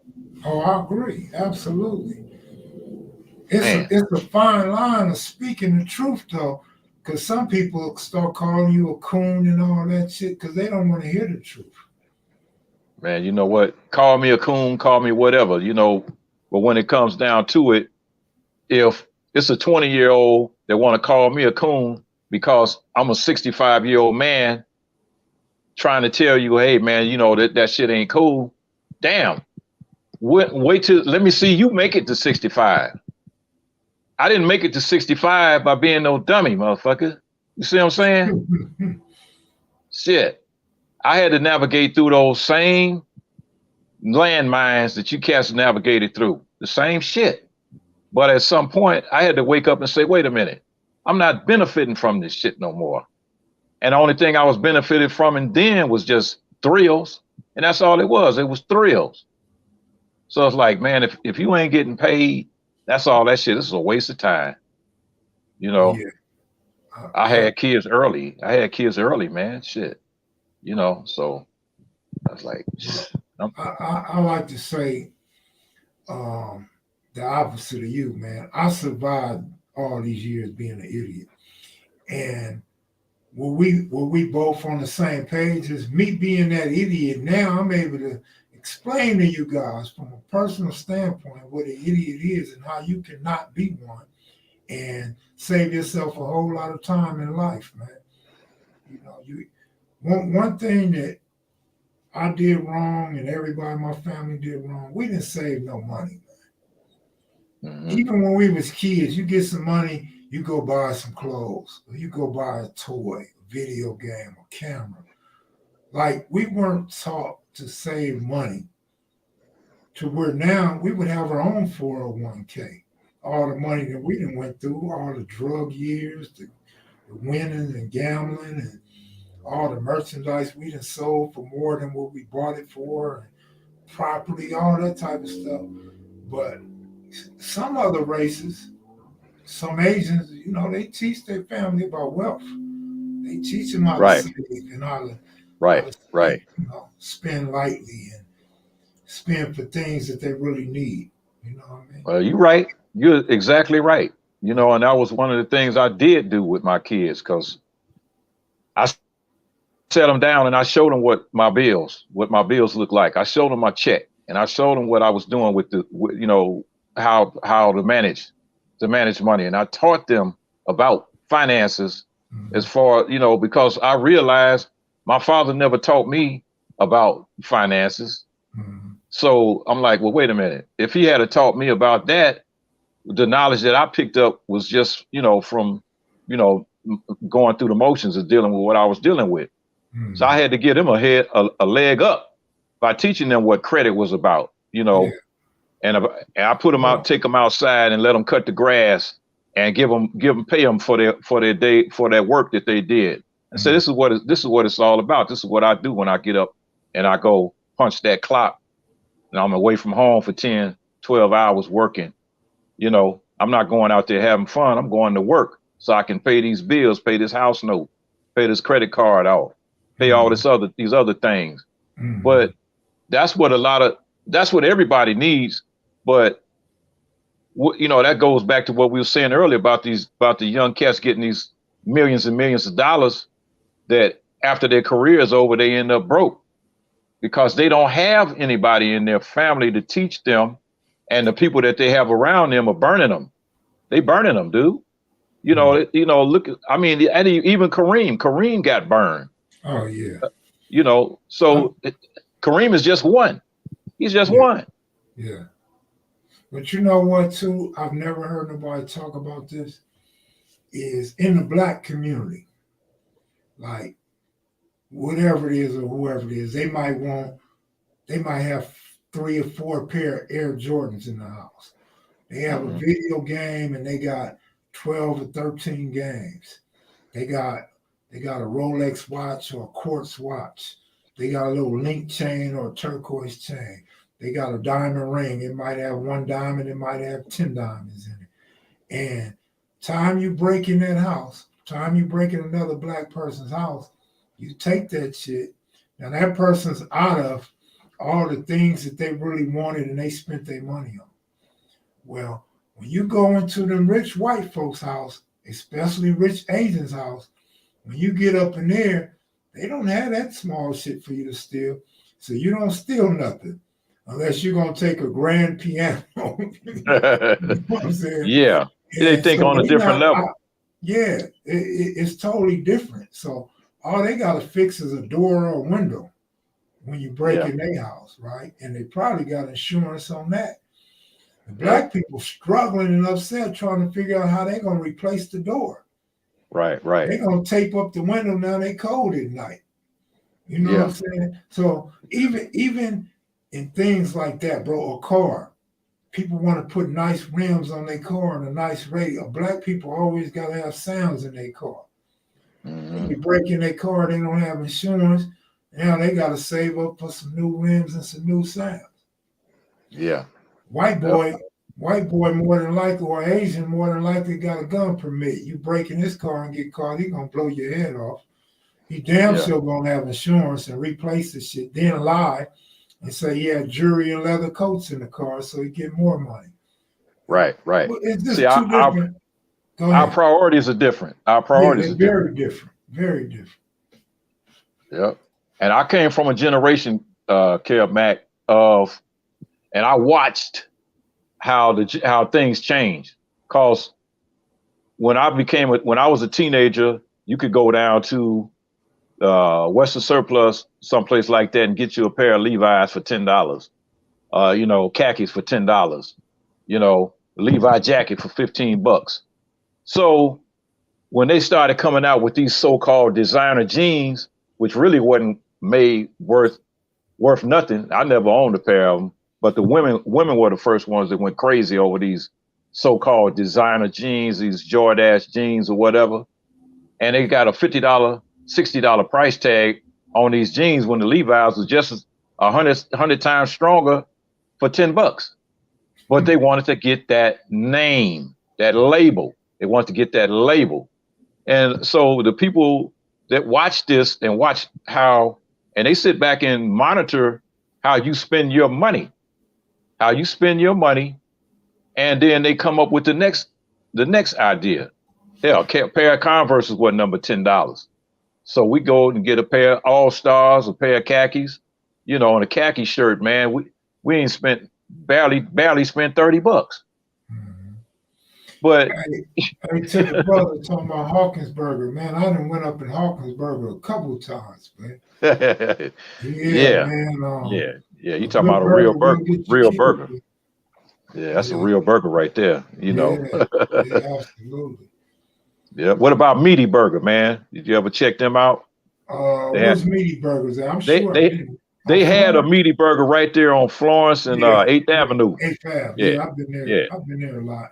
That was tricky too. Sometime going there, because the HA gangsters and Inglewood families, they gonna ride by for sure. Yeah, that was a borderline. That's a borderline that was spot. Always tricky right there. Yeah, just like Charlie's, man. I had the guy that I work with, man. His son got killed at Charlie's. You probably heard about the story, man. The guy that had went to Iraq and came back. Oh yeah, back the home. soldier. Yeah. Yeah. His father worked with me at the post office, and just came back, man. It just came back. It was not 2 weeks he had been home from Iraq. Yeah, he done went all the way over to a war zone, had to come back home and got killed. Well, again, this go back to what I was saying earlier. A lot of people been robbed at Charlie's. So even when you try to support a black business, man, blacks is still out to rob you, still out to get you, man. That's why we don't never win. And the coldest part, and I'm speaking from firsthand information, is fast money, man. You don't value that fast money. So you go rob somebody, you get 5,000, 10,000, you're gonna be broke in a day or two because you're finna spend that 5 or 10 right. As soon as you get it. Yeah, that should be like Monopoly money. Yeah, that's just like when I used to go to play the slot machines, man. You put money in the slot machine, and once you get so caught up in it, you steady feeding that machine. That money don't even feel like real money no more. You caught up in the game. Right. But hey, I agree with what you're saying, brother. We as a people, man, got to make some changes. Man, we got to make some changes. I remember many nights just going up to Charlie's just to hang out, and and brothers be like, "Oh, I'm finna get that fool right there. That fool got a Rolex on. Or that fool pulled up in a new Porsche." Like, so shallow, but also looking for that quick come up. It's not a good mix in the middle of that. And sometimes you find yourself wanting to be a part of the crime. Like, oh shit, they got him for his wallet and his watch. I might as well take his car keys and take the car. It's a bad cycle in the hood, bro. Yeah. With that money, that, like you said, a tip that I got from an old Jewish dude, as a matter of fact, told me, he said, man, the trick is not to get rich quick. The trick is to get rich slow. And, what he said made a lot of sense, man. You get rich quick, you spend it quick, and it's really, really crazy, man. It's like, I listened to what he said, and like, yeah, okay. A little bit at a time, Jack, a little pinch here, pinch there. But shit, man, I wanted at one time to be up there with that, with the dollars, be rich like that. When I realized when I came to reality, it wasn't something that I was capable of doing. I made a lot of money, but like you said, I blew a lot of money too. Shit, blew a lot of shit, man. It's like, fuck. You know, hey, it's a vicious cycle, man. It's a real vicious cycle, you know. Yeah. But if I call somebody up right now and say, hey man, I need you to come fix my air conditioning unit, and this is how people trip. If the brother shows up, they're like, oh man, I wonder if this dude know what he's doing. They're gonna go stand up over this cat while he's working on the air conditioning unit. But if somebody else shows up, they just gonna go in the house. They're gonna go in the house and let the person do their work. So we've been programmed to not trust each other, you know, don't trust the black guy. And we got to break that cycle, man. We got to break that cycle, man. It's really a hard cycle to break, man. You know 400 years we've been taught to hate each other and not trust each other. Hey, you better teach them because you don't want them to not know. Look, my thing is this. I say this all the time, man. I was raised around killers and dope dealers. So I was raised around people that I shouldn't trust. But it always had it in me that I'd rather be with the no good dudes. I felt safer around them than I felt around somebody that I didn't really know what they was about. Well, that's the word right there. You just answered your own question. You felt safe around them because you knew them. Yeah. But you knew what they was capable of. Yes. So if you run into somebody you don't know on the street, you don't know what they're capable of. Correct. That is a tricky situation. Correct. You know, but it also puts in your mind, like, I know what my dudes will do, and when I don't know what you do, so yeah, I don't trust my people because they look like us and they dress like us, so they probably just like us. Yeah. And one thing, I never told nobody this publicly. I remember probably 1986, maybe 83. I'm gonna say 86. My brother and my homeboy got robbed on Crenshaw and King Boulevard by the jungle. It used to be a Louisiana chicken right there. I know exactly what you're talking about. Right on the corner. Yeah. When they got robbed, that really let me know right there, like, man, anybody can get robbed. Anybody can get it. Yeah. Yeah. Anybody. Yeah. It don't matter how you dress or how big you are, how big your muscles are, none of that. Yeah. And what type of car you in or not. And that let me know right there, man, like, your people are vicious. Right. Anytime, you know what? Yeah. My answer to that is, why not you? You see what I'm saying? Yeah. Because that's why guys do what they do when they're out in the streets. They feel they blow themselves up mentally. They blow themselves up thinking that they the baddest motherfucker on the street until they run into somebody better. Yeah. You know, and my uncle taught me that a long time ago, man, with the story. He said he thought he was a bad motherfucker till this cat busted his ass upside the head with a pipe, you know, at the gambling house one night. So, all that old bad shit that he was talking went straight out the window. Yeah. Everybody gets a wake up call, man. And it's like, being able to navigate through the streets and do the things that I did in life, I was always a step ahead.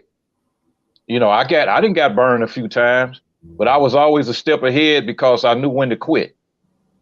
I knew when to walk away. I knew when to move and maneuver. But some guys like to stay in the same groove. That's what I was talking about, that trap. You staying in the same trap. There's some cats that try to stay in the same trap for 6 months, 7 months, 8 months, a year. Don't you think that shit's gonna get kicked in eventually? So, because the people in the hood are the ones that's gonna turn you in. The cats just jealous of you making more money than them. Yeah. Or the niggas that's gonna turn you in. The cat that you don't give credit to is gonna turn you in. For me, it was a janitor across the street. He was mad I was making more than him, and he had a 9 to 5. Exactly that. Or the women that you fool around with when you don't give them something free or give them some money so they can go shopping. Yeah. Everybody you got to watch. You got to keep your eye on when you're out there in the streets, man. Everybody. Yeah. Even your right-hand man at times, For sure. A lot of times you grow your right-hand man, They don't set you up on purpose, but they telling your business and they telling it to the wrong person. They talk too much. They out there bragging. I see the chicks all the time. They riding in the BMWs and they riding in the Benzes that they high rollers and bought them. Yeah, my boyfriend bought this. Oh yeah. They don't know that somebody's sitting there listening to every word they say. Oh yeah, what's his name again? Now you didn't just put them on your dude. Hey, man, for real. I got the inside on some of them licks, but you know what's the trip? That's what I want to say about you being a step ahead of everybody. I felt like I was like a step smoother than everybody because I learned from everybody else's mistakes. You know what I'm saying? Yeah, that's a good thing. Because I wasn't. That's what I'm trying to tell you. I shitted where I slept at. I did all the things you're not supposed to do. But what I learned different things from other people's mistakes to where I didn't make them same mistakes. You know, and I've never been convicted of a dope case. And but not just that, just other crimes, period, man. You see how other people mess up and get themselves in trouble. Right. And so you just got to be smoother and smarter, man. Right. Everybody's not smart because some people are sociopaths. Yeah, it's a lot of them.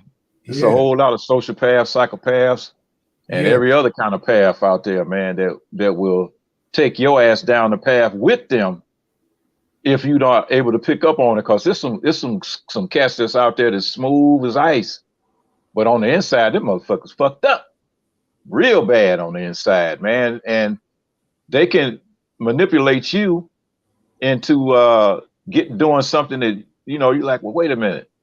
Now you caught up in some madness, and like I said, man, I knew guys that was like that, crazy, man, psychos, real psychos, man. And I just had to catch myself and look at it and say, wait a minute, do I really need to go down this road? I watched my brother go to prison, man. When he went, he did 10 years, man. And I was like, damn. And it's like the victimization of the families. And that's a message I sent to you. The victimization of the families of people that go to prison. That's some real shit, man. I watched my mother damn near go crazy, man. Worrying about my brother that wasn't worth a hill of beans. But, it was like, damn, so it's like, if I go to the county jail, I can't even get a cigarette.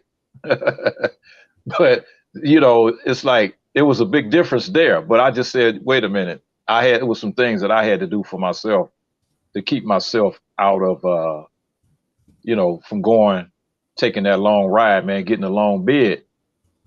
I'm like, shit, that last situation I got in, it was a crazy situation. It's a little quick story. I went to the bottom. I was over in the bottom in Inglewood, and I decided I was going down there to get me a little package, a little something to smoke on. So I go walking through the hood, and so I see these cops down the street. I don't pay them no mind because I got my shit all stashed. All of a sudden, the guy says, there go one of them right there. I'm looking around. He's talking about me. So now the cops jacked me up, but before they got to me, I was able to throw the package away.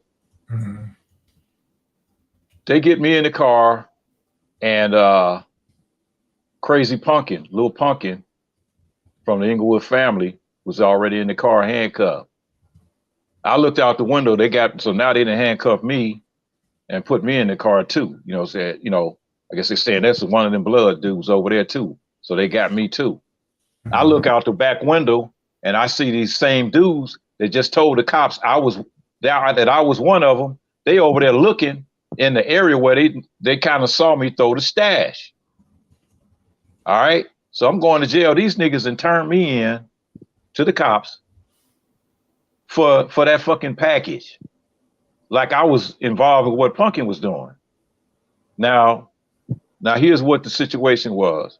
Pumpkin that went over there, somebody that sold him some bad dope. he went and got his shotgun and he tried to shoot up the whole bottle. You know, so now they got me in locked up with him on a fucking attempted murder shit.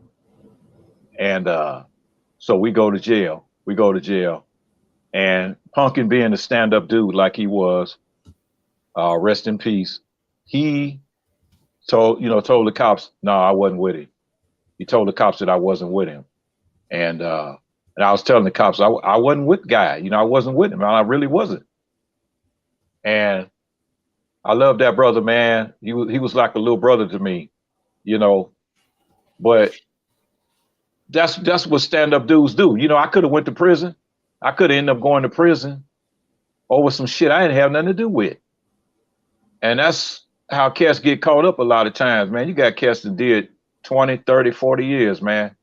And they getting out of jail now over some bullshit because they've been at the wrong place at the wrong time, or just guilt by association.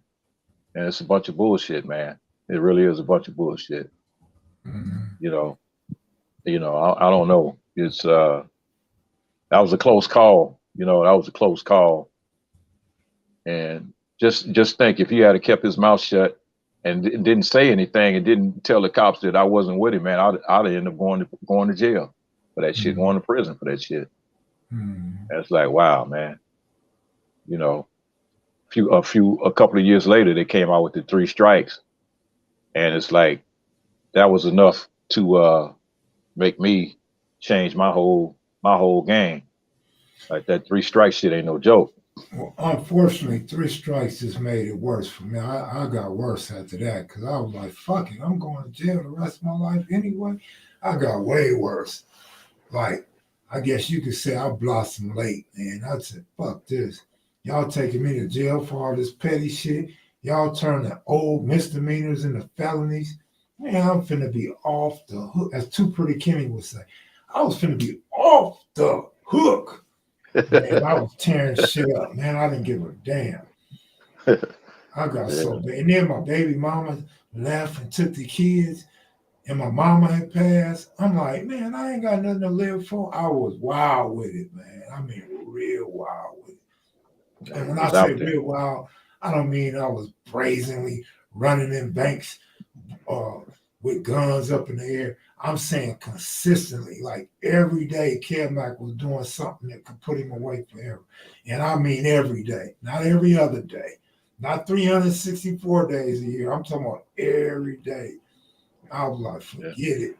I didn't want to slow down until I sold my mama's house.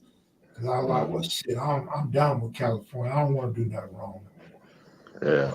So you was out there on some old Bonnie and Clyde shit, huh? Well, what no Bonnie? John Dillinger. It was whoever came over. You see all the Roscoe stories, but I got more than just Roscoe stories. These other dudes are still around, and some ain't so clean, so I can't tell no stories about them. Yeah. Man, you know what? I didn't like their law, man. I felt like I was a victim of that law, man. Like they really played me and shaped the direction in which my life was gonna go in after that. And so I didn't have no regrets. I was a damn fool. I'm lucky I did as little time as I did in my life. Right. You know what's crazy about that? The state of California is one of the few states that don't really apply the law the way it should be applied. Mm-hmm. In the state of Oregon, they applied the 3 strikes law on the 3 hard felonies, you know, dangerous felonies, you know, murder, kidnapping, rape, and shit like that. You know, strong arm robbery and all that. California, they'll lock your ass up 3 strikes for any felony. They don't even give a fuck. You know, so it's like, you know, that first dude, you know, the guy that in California, the guy that everybody talk about, the guy that got 3 strikes for the pizza, the old dude that took a slice of pizza from a little white kid or some shit. But that judge eventually did go back years later and overturn that shit and let him go. You know. But the judges didn't like the 3 strikes law either because it took all the jurisdiction out of their hand. They had to go by the guidelines and by the mandates. You know, cats getting, you know, those drug mandates, man. You know, some states, 5 years you got You got 5 grams of crack. That's automatic 5 years. And, you know, this crazy shit, man. It don't really make sense. When it takes powder to make crack. It's the same product. It's the same shit. So I tell the motherfucker, if you're going to get caught with a rock, you might as well smash that motherfucker up and make it some powder. Shit. Put that shit in smoke on the pipe just like that rock will. Shit. Shit. Man, you should see the numbers. Like I hear about this 90%, 85% pure cocaine back in your day. Even some people say pure. It Man, was. When I was going to county jail, bro, when I was going to county jail in the 90s, I'm not even talking about the 80s, I'm talking about the 90s, and they would come back from court, man, they was having the what's the word you use? Not the power. What's that word like power? The effectiveness, the quality. When the quality was so low, I'm like, damn, you gotta go to jail for that? That ain't even cocaine. Probably be like 15% pure. Like, man, you had straight fake dope. You getting time for fake dope? Right. Well, I was there when the shit transitioned because prior to the rocks being sold, they were selling the powder and you would make your own rocks. The Freeway Rick had that spot right up by, you know, in the same apartment building that I was living in. And he was selling powder. He sold powder. You know, you get 25 a quarter, man. It was a quarter bag of coke and you rocked it up yourself. So that rocking it up shit came later, but he was still using pure coke. He wasn't, you know, that shit was yellow. It wasn't white. That shit was fucking yellow, beige looking. Well, you know, and, cocaine come in different colors. Yeah, it comes in different colors, but I know what that pea coke looked like too. You know, and that was the pea. That was the real pea. Right. So, you know, I mean, back in your day, you could take 28 grams, put it in a bottle, put hot fire on it, put heat to it, and you were still gonna get 28. You're gonna get 28 because it's pure. It's already pure. Man, I done seen the dope game go to you take that cocaine, you put it in a bottle, 28 grams, and you try to put some heat to that thing, and you come back with 13 grams, and you call the dope man like, man, what is this? He'd be like, it's garbage. You put too much fire on it. You're supposed to cook it slow. And you supposed that's when you don't water in there. That's when you don't have no choice. You gotta put that baking soda in there with that shit and cut it. Oh no, absolutely. You gotta have baking soda, but I'm saying the cocaine was so bad. Yeah, cocaine was pure. I mean, it was raw. You gotta cook it slow and take it off the fire and put a little bit of cold water in there. Yeah, all that stuff was the same. Even the H was the same way. That shit was such a pure product that you could snort it. You can't, that shit, what I'm been told is that you can't snort that shit no more. Cause it ain't the real, the shit just ain't right like it used to be. Hey, was that your disclaimer, man? What's that? When you said from what I'm being told. Yeah, from what I've been told. I ain't out there in the streets no more, man. You know. I thought I seen a little powder on your mustache. Oh man, that's just great. That's great. That's great. Just go along with this gray and this white hair I got on top of my head. I'm telling you, man. Yeah, but like I said, Kev Mac, I was taught by the old school guys that did what they did, and they were secretive about everything that they did. Everything. And that's why they was able to do what they did and never get in trouble. Never get in trouble because they did the shit on the other side of town. I mean, completely on the other side of town. Yeah. No, so it's like, unless you a damn spy, a secret spy, and you following me all the way from the east side to the west side, you would never know where the fuck I live because that's not how I roll. You know what I'm saying? Right. So, I'm like, damn, man, with that's the only time that I was close to that shit when I stayed back downstairs from Freeway Rick's spot. And even though I was downstairs, his spot never got popped. Never. Because he was working for the government. So it's like, shit, okay. Then you got cats around the corner selling vitamin B12 and BC powders and shit. They done mixed all up trying to talk about it's a rock or it's some coke. This bullshit, just straight fake. I was talking about that last night. B12 and cocaine, man. Straight fake, man. Straight fake. You know. Get the And shit. I had a nigga sell me a rock off the ground. Rock. A real fucking rock. I bit that motherfucking down. My grill damn near fell out.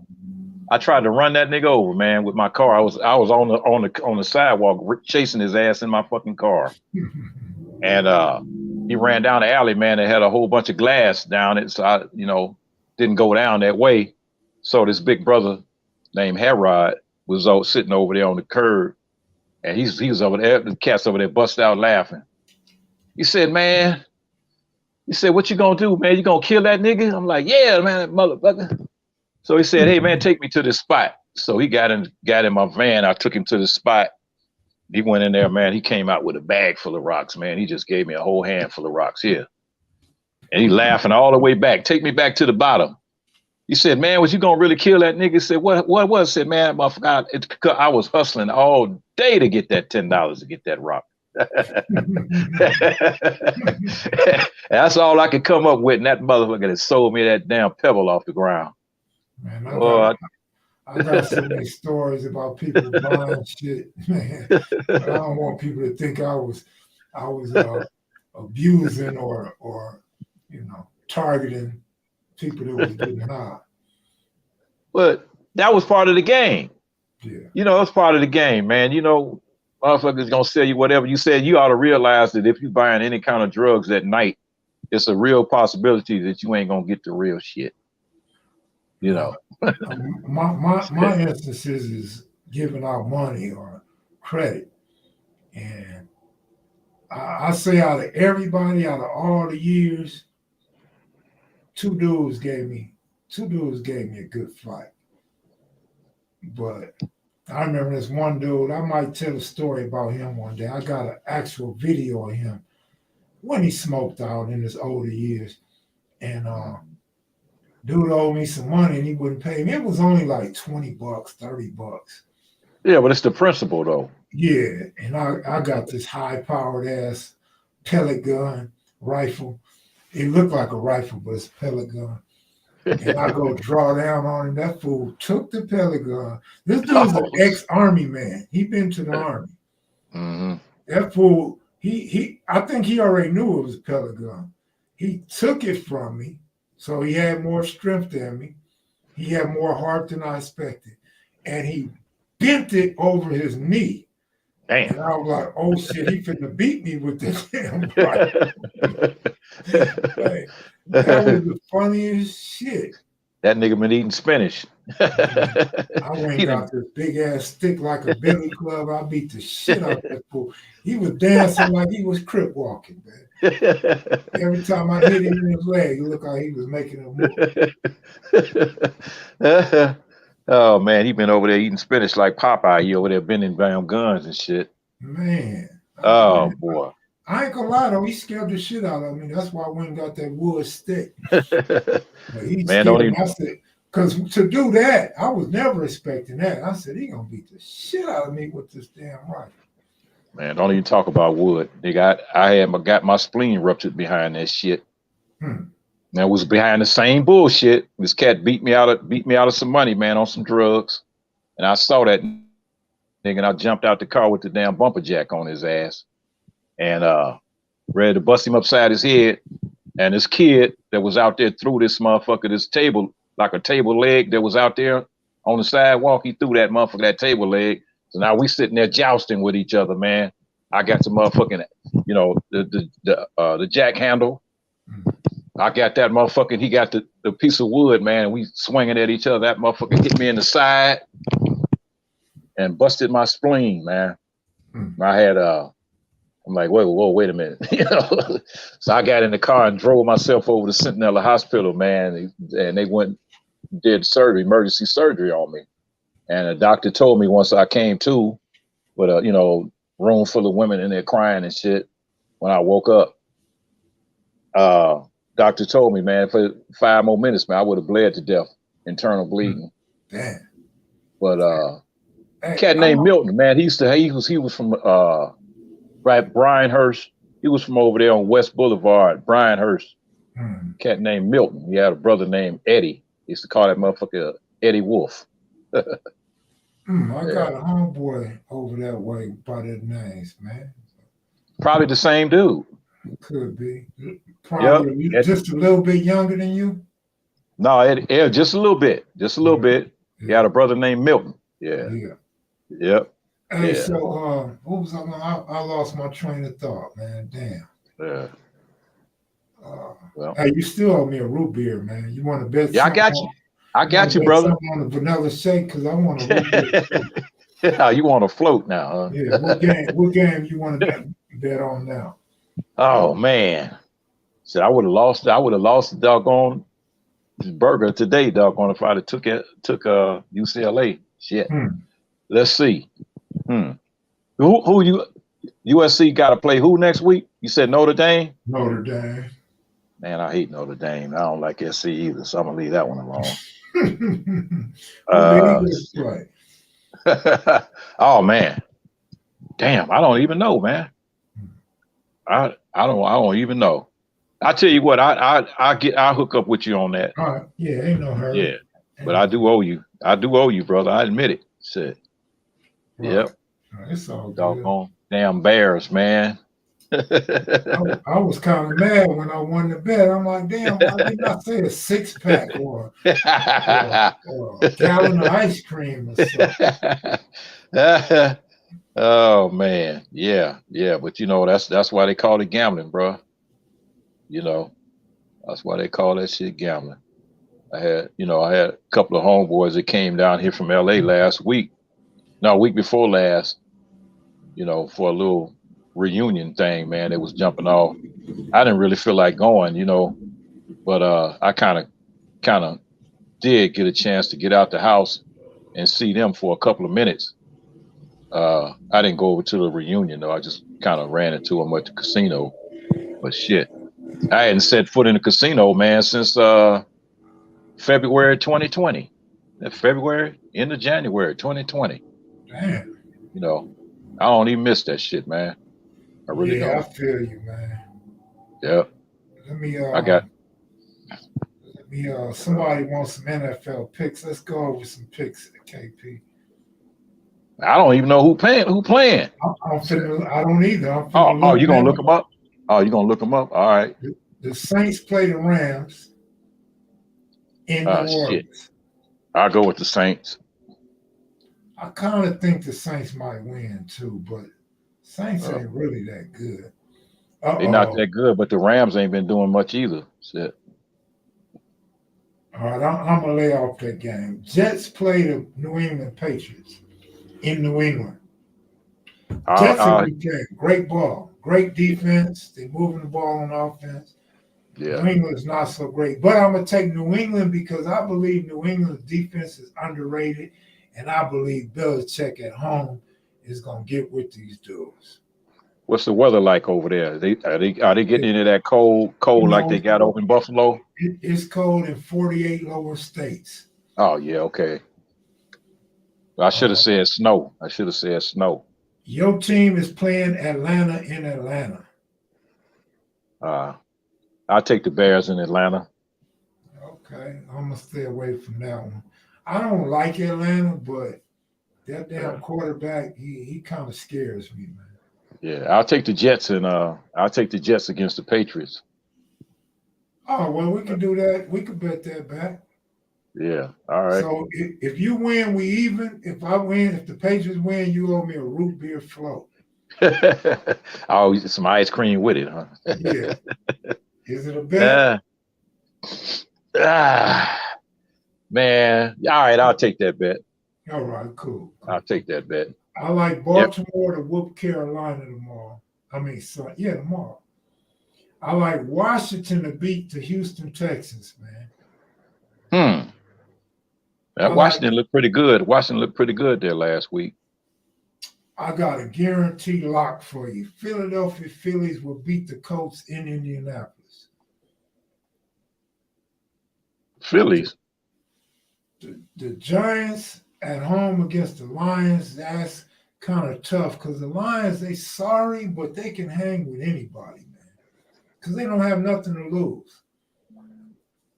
man. That's a Well, tough one to me.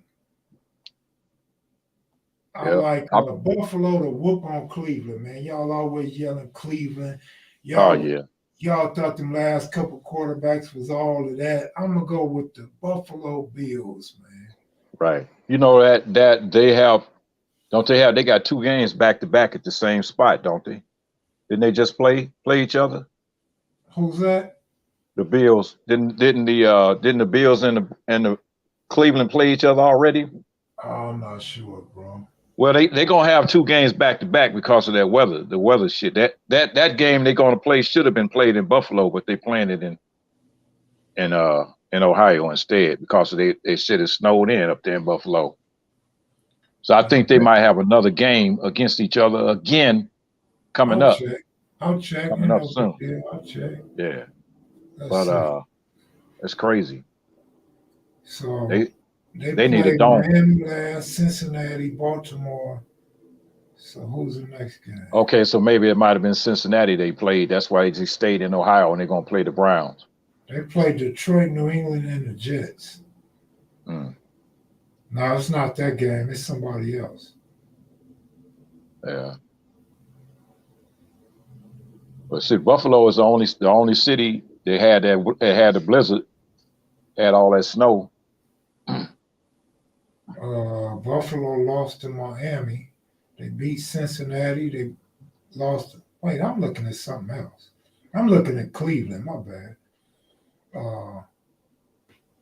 But yeah, they don't play Buffalo again, though. Oh boy. Yeah, no, they don't play them twice. What about Seattle? Who they playing? Let me check. Let me stay in order real quick. Oh, okay. Yeah, stay in order, dude. The Raiders play Denver and Mile High. Oh shit! Both of them teams is pitiful Ain't now. Both of them. Russell Wilson against that sorry defense. I think Russell Wilson is having the problems, man, getting used to that altitude up there in Colorado, man. I lived there for a while in Denver, and that altitude really ain't no joke. My grandmother I got another lock for y'all, man. Keith Clausen, Rockhead, cover your ears. Cincinnati Bengals will beat the Pittsburgh Steelers. Oh, that sounds like a good one. The next one, it's a tough one. Dallas in Minnesota. Oh, I take Minnesota. That's a good damn game right there. That's going to be a good one. I'll take Minnesota on that one. Ooh, that's going to be a good ass game. I'm going to stay away from it. Kansas City plays the Chargers. I'm going to take Kansas City. Oh, yeah, you got to go with KC on that one. Where they playing? They playing in L.A., right? They're playing in L.A. Playing in L.A. Yeah, that's right. My boy Big John talking about he's going over there to the game tomorrow. So, yeah, they playing in L.A. Yeah. San Francisco and Arizona on Monday night. Oh, shit. Wow. Kyler tried to kind of wake up a little bit, but I don't know, man. I probably have to. Defense. Yeah, I had to roll with the 49ers on that one. Yeah, I don't know about that point spread though. What is it? 8.5. 8.5? Oh, hell no. I think the Cardinals can stay within 8.5. I believe they can stay within it. You know, I seem like they got a lot of confidence in Garoppolo over there, huh? You think he's gonna do all that? Well, they got Debo's back, and then they got McCaffrey, so you got a threat on both sides of the field, and it makes Garoppolo's job a little easier.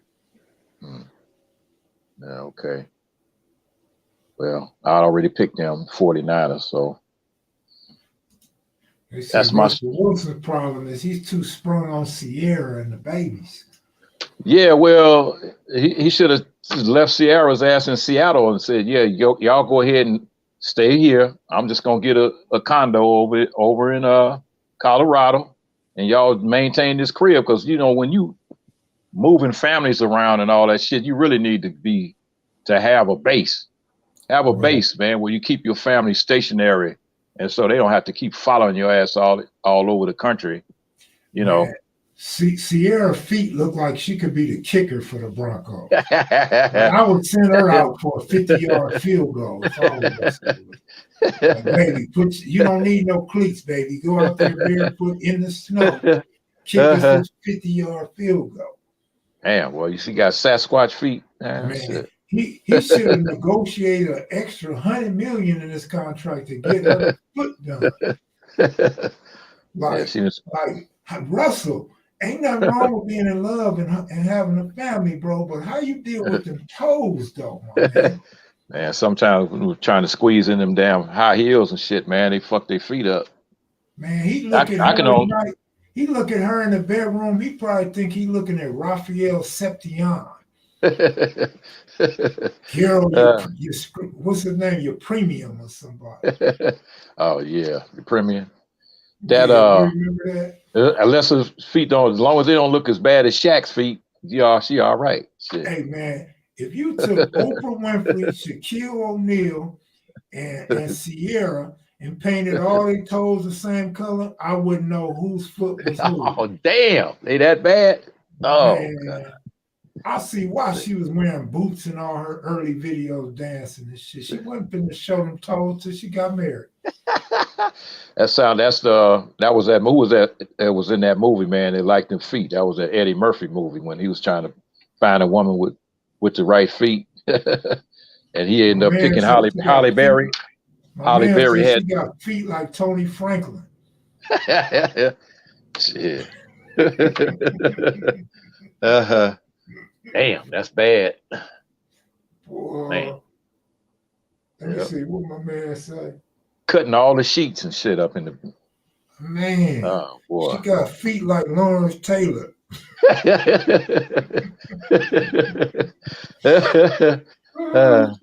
Damn, man, that's cold, man. That's a cold blow. I'm just saying, man. Yeah, how you see your feet anyway, doggone it? You been talking the future? Shit. Nah. Yeah. These cats, man, be getting themselves in a world of trouble, man. I couldn't understand Russell Wilson agreeing to that move that she pulled on him. It's like, how you gonna make me wait? You gonna make me wait for the nookie when you already got a baby by another nigga? And you tell me, well, we can't get married. We can't do this. We can't go to bed until we get married. Fuck that. You ain't finna tell me that shit. You already got a kid. Shit. Tell that shit to somebody else. That motherfucking Wilson, man, I don't know what he was thinking about. Shit. That's like a woman telling you, I don't do that. Well, hell, this is the first time. It's time for you to try. Shit. First time, put this in your mouth. And then what he did, what's funny about that is them motherfuckers do that shit like a pro. After telling all that lies about what they don't do. Shit, you did it pretty good, doggone. You've been watching too many videos. Shit. Just having a little fun with it, man. I'm telling you, bro. You know, we go through a lot of shit. We go through a lot of shit in life, man. But when it comes to like dealing with, relationships, everybody got their own thing that they're gonna do. But that's just something I wouldn't have agreed to. I'm sorry, I wouldn't have agreed to that. If you trying to make me like, okay, I gotta be the sucker. I gotta wait. I don't think so. Yeah, it ain't like you ain't never done nothing before. You gonna say that you only slept with Future one time and got pregnant? Is that what you saying? Shit. Well, I slept with a girl one time and got her pregnant. Yeah, well, I know it's possible. You're right. It's possible, but that whole, women telling you, well, I haven't had sex in 9 months, so that make me a virgin again. Shit is bullshit. Bro, let me tell you, KP. I've been saying for years, man. How could I be so lucky that every girl I ever messed with had been celibate for years? I tell them all, you lying. The last 10 girls said the same thing. Y'all not celibate, especially if y'all giving me some. Like I'm lucky to be getting some, so I know damn well I ain't that lucky that you ain't had nobody else in 10 years. I'm lying. Yeah, well, they just don't want to tell you about that track record. Hey man, the You know. ones that kill me would be like, it's tight, huh? It's tight. But no, it just slip right in, and I don't feel nothing but wetness. Slip right in and slip right I out. keep on Shit. slipping. Man, look, I'm gonna tell you one thing though, but I guarantee you didn't pass it up. And I ain't never passed none up. I take that back. I passed some up one time. I was about to say I've passed a lot up, but yeah, there's some that I done messed with that I thought I never would, though. I mean, let's be real. Yeah. Like they ain't all dime pieces now. Yeah. Well, see, most cats, what it comes down to it, see, women, no matter what they do, man, as soon as they step out the house, man, they got 100 dudes chasing after them. So if a guy goes out there and he gets lucky, shit, it's like, damn, it must be my lucky day, you know. Oh, you just happen to be there at the right time. That's all that is. Just like gambling. Right. You was at the right place at the right time, and that's what she wanted. Because unless you knocking a woman upside the head with a hammer, taking it, a woman is only gonna give you what she wants you to have. So all these cats out here talking that shit about I'm a player. I did this. I got this girl that. No, you didn't, nigga. You got what she gave you. You know, she had control over that shit. If she didn't want you to have it, you wouldn't get it. You know, so, you know, cats got to be honest about this shit, man. You know, I think women should be honest about it too, man. I don't know why they feel like they gotta lie to me. I ain't asking them how many miles on there. Yeah. But most girls, they'll do that if they think they really kind of like you. If they like you, they want to make the best impression they could possibly make. Right. You know, so it's like, okay, well, I'm gonna try to, you know, tell him everything that I think he wants to know.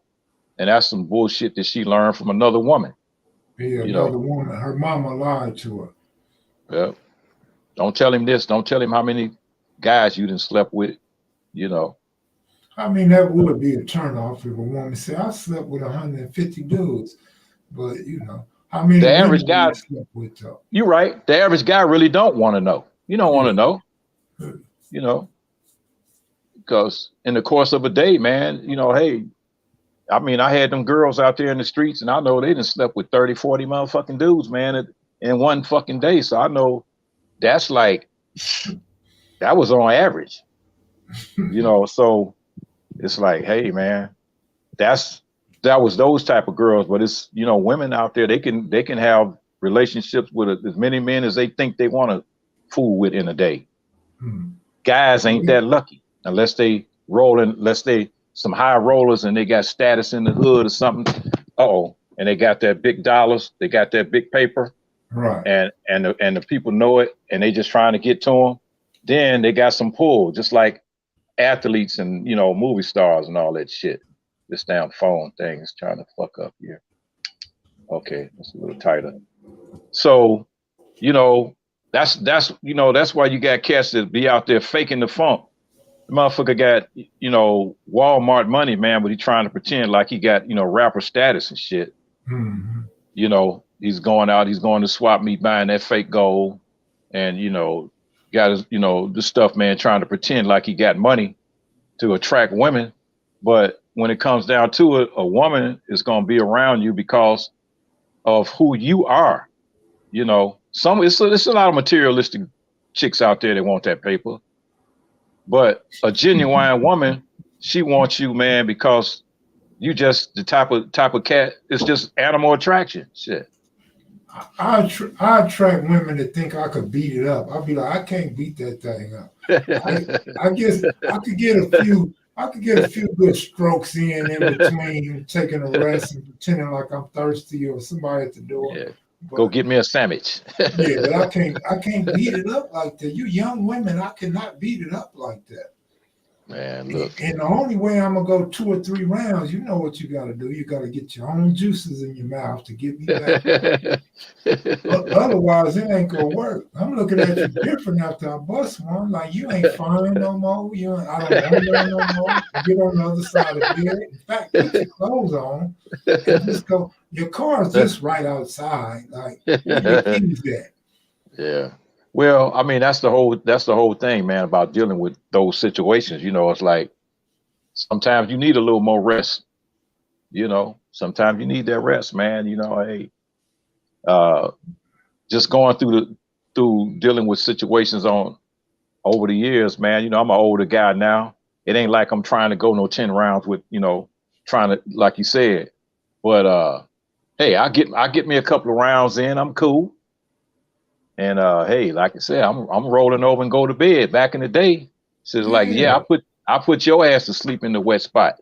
No, back in the day, let me hit this and then go over there and hit that. But I already know I got that coming tonight. Right. Back in the day, I'm like, that's how I was. But now it's like, man, after we do it, I don't need to see you for another week or two. I'm cool. Man. And you know what? I think a lot of women these days are perfectly happy and okay with that because there's such a shortage of men on the streets nowadays. I know women that do it, that have guys that they dealing with, and they know these guys got other girlfriends and all that shit. Just as long as you there on Thursday, that's all they care about. They don't give a shit what you doing the rest of the week. They really don't. Think about all the guys that's in jail, all the guys that's punks, all the guys that's on dope, all the guys that's just out in the street doing crazy shit. So that's just a handful of men that's out there tapping that ass, you know. Here I go, man. I'm knocking everything over. Get going, man. You've been drinking. Go on. All right. Talking about young girls got you drunk. You still hear me? Yeah. Talking about young girls got you drunk.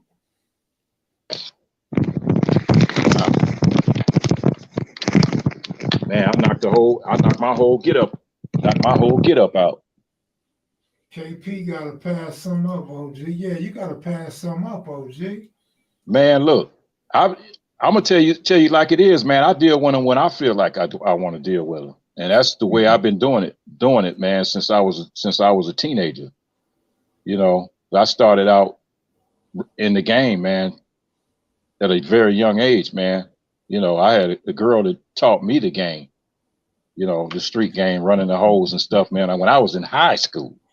So I ain't never been in no regular relationship that I can think of, you know, even dealing with my kids' mothers. You know, I was like, shit, I ain't never been in a regular relationship. You know, I don't know what a regular relationship is, man. I might have had a couple. That's what I'm talking about. You know, I dealt with a couple of square chicks, man, and tried, you know, that whole living together family thing. But that shit just didn't work for me. You know, just didn't work for me on that level. You know, I'm older now, man. I don't, you know, I'm more laid back. I'm more laid back now, and I can kind of deal with that kickback family situation. But when you know, my younger years, that wasn't anything. That's not what I wanted. It's not what I wanted, man. You know, I always wanted fast. I always looked for fast women. I was always attracted to fast women and street hoes. That's what I was attracted to. Okay, that's why me and you be talking a lot, huh? Yeah, that's what I was attracted to. All you needed was some pretty toes and some nice thighs, man. Yeah. And I was on it. But one thing I found out when I got older, I messed with a whole bunch of bald-head girls when I was younger. Now they got to have some hair. I like to wrap the hair around my hand and smell the hair, fresh shampoo in the hair. Like, I'm different now. Like, my last girlfriend, hair was longer than my previous 5 girlfriends. I'm like, I'm finna treat her like she all 5 of my exes. Yeah. Well, these days you got to hope that hair is real because it might come off in your hands. Believe me, brother, I know a weed from regular hair, and I'm damn sure gonna check for tracks. And you see them doing that, patting their head, man. You know that shit ain't real. Hey, I better not find no glue on your collar and no glue in my bathroom. Oh man, how did we get Man, on this subject? But you better anyway, get out of yeah, I'm here gonna with tell all you. that horse head. Hey, Yeah, yeah, well, we did enough, KP. I'm out of here, yeah, man. yeah. I'm gonna tell you. Hey, Let me one quick story, man, go ahead. about the game when I got into the game. Go ahead. God, man, how old was I at the time? Shit, I guess I was probably about 14, maybe 15. I didn't even have a car, and there was a girl at my school that was a prostitute that used to go to Hollywood, and on the bus, high school chick, and so she was the one that turned me on to the game. And I was like, hey, here we go. We hopping on the Crenshaw bus, man, going downtown. I mean, going to Hollywood, man. While she down on Sunset turning tricks. I'm over at the hamburger stand, all American burger, man, sitting at the hamburger stand all day, waiting on her to come back with the money. And it was like from her just dealing with her, it was one after the other, after the other, after the other. It was like an assembly line coming along. But I ran into her years later when I was in rehab downtown in 1990. I checked into the Salvation Army drug and alcohol rehabilitation program, and she was there. And I ran into her. Girl still looked the same. It's like we was in our mid 30s at the time.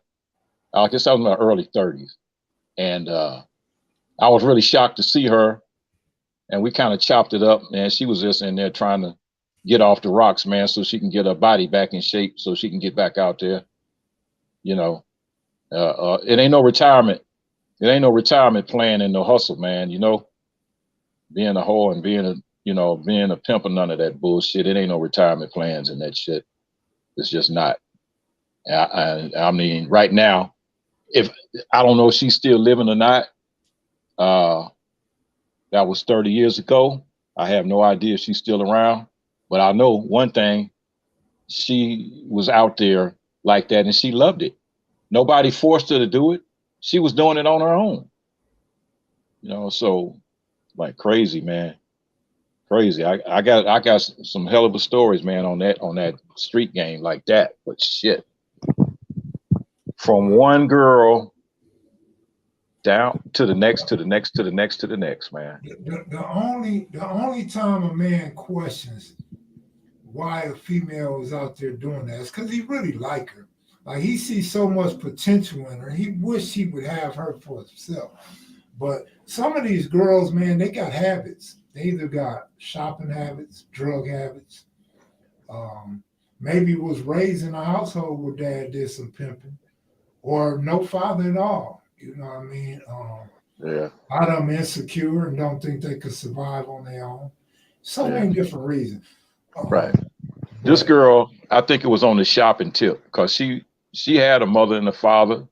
Matter of fact, she had a twin brother, and come from a middle class black family, right there in Inglewood. So she had a decent household, but she wanted things. She wanted things. And that's what she figured out. That was how she could get it. Yeah, absolutely. That's what Vegas is about, man. These women out here got it. They got nice houses. I don't know if they own them, but they got nice houses that they leasing if they don't own them, and nice cars. I think I was telling you and one of your partners in the text messages, man. They got it. Because look how easy it is. Not only are you in Sin City, but you know how many athletes they run across and entertainers they run across, and it just take one of them to bless them real good. You catch you a Mayweather or somebody like that, man, they're gonna put the broad up in a nice condo or a nice little house just so they can have her whenever they want. Guess what she doing while he ain't around, while he ain't seen her in 30 days? She messing with Nelly and everybody else now, you know what I'm saying? So now she got 2 or 3 of them. Now she really living large. You feel me? When Bishop Don Juan put Steviano on Donald Sterling, when she sicked her on Donald Sterling, that was the magic. That was the magic that he was talking about. He wasn't talking about Magic Johnson. Why would Magic Johnson need anybody to bring him to the Staples Center? You remember that situation, because he was cussing the girl out, talking about bringing Magic to the game. Why you bringing that motherfucking Magic to the games? Yeah, that was Magic Don Juan that she was bringing to the game. Bishop. I know Bishop. Bishop grew up. Bishop was one of my brother's friends. I got pictures right here at the house with Bishop. He lived over by my grandmother's house. So I've been knowing him my whole life, but that was him. He put Steviano up on the game. Now, he lost his whole entire best basketball franchise over fooling around with a hooker, you know. So, shit, what you gonna do? Yep. All right, this is the KP Video News Show, y'all. Yep. One by one, it's the KP's Video News, y'all. What you gonna do? What you gonna talk about? Man, I'm sitting here dying and shit. I didn't want to say bye and then die. Yeah, but you're right. It's a bunch of athletes. It's a bunch of movie stars. It's a lot of professional people that live here because of the tax breaks that they get living in the state of Nevada. And this is where they come. This is where they set up household. You know, Gladys Knight lives here. It's a bunch of entertainers that lives in Las Vegas. You know, a lot. So, you know, they want to come here. They tired of giving up all that tax money, man, over in California. Yep. Yeah. All right, KP, I'm good. Yes, sir. I know they ain't gonna monetize this, but all right, y'all. Mackie is made Video News. Yes, sir.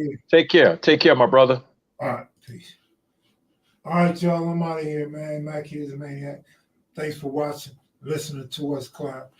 Hope we wasn't too provocative for y'all. Just a bunch of jokes and a little bit of game. That's all. I'm out of here. Y'all take it easy. I'll see y'all soon. Maybe tomorrow. Peace.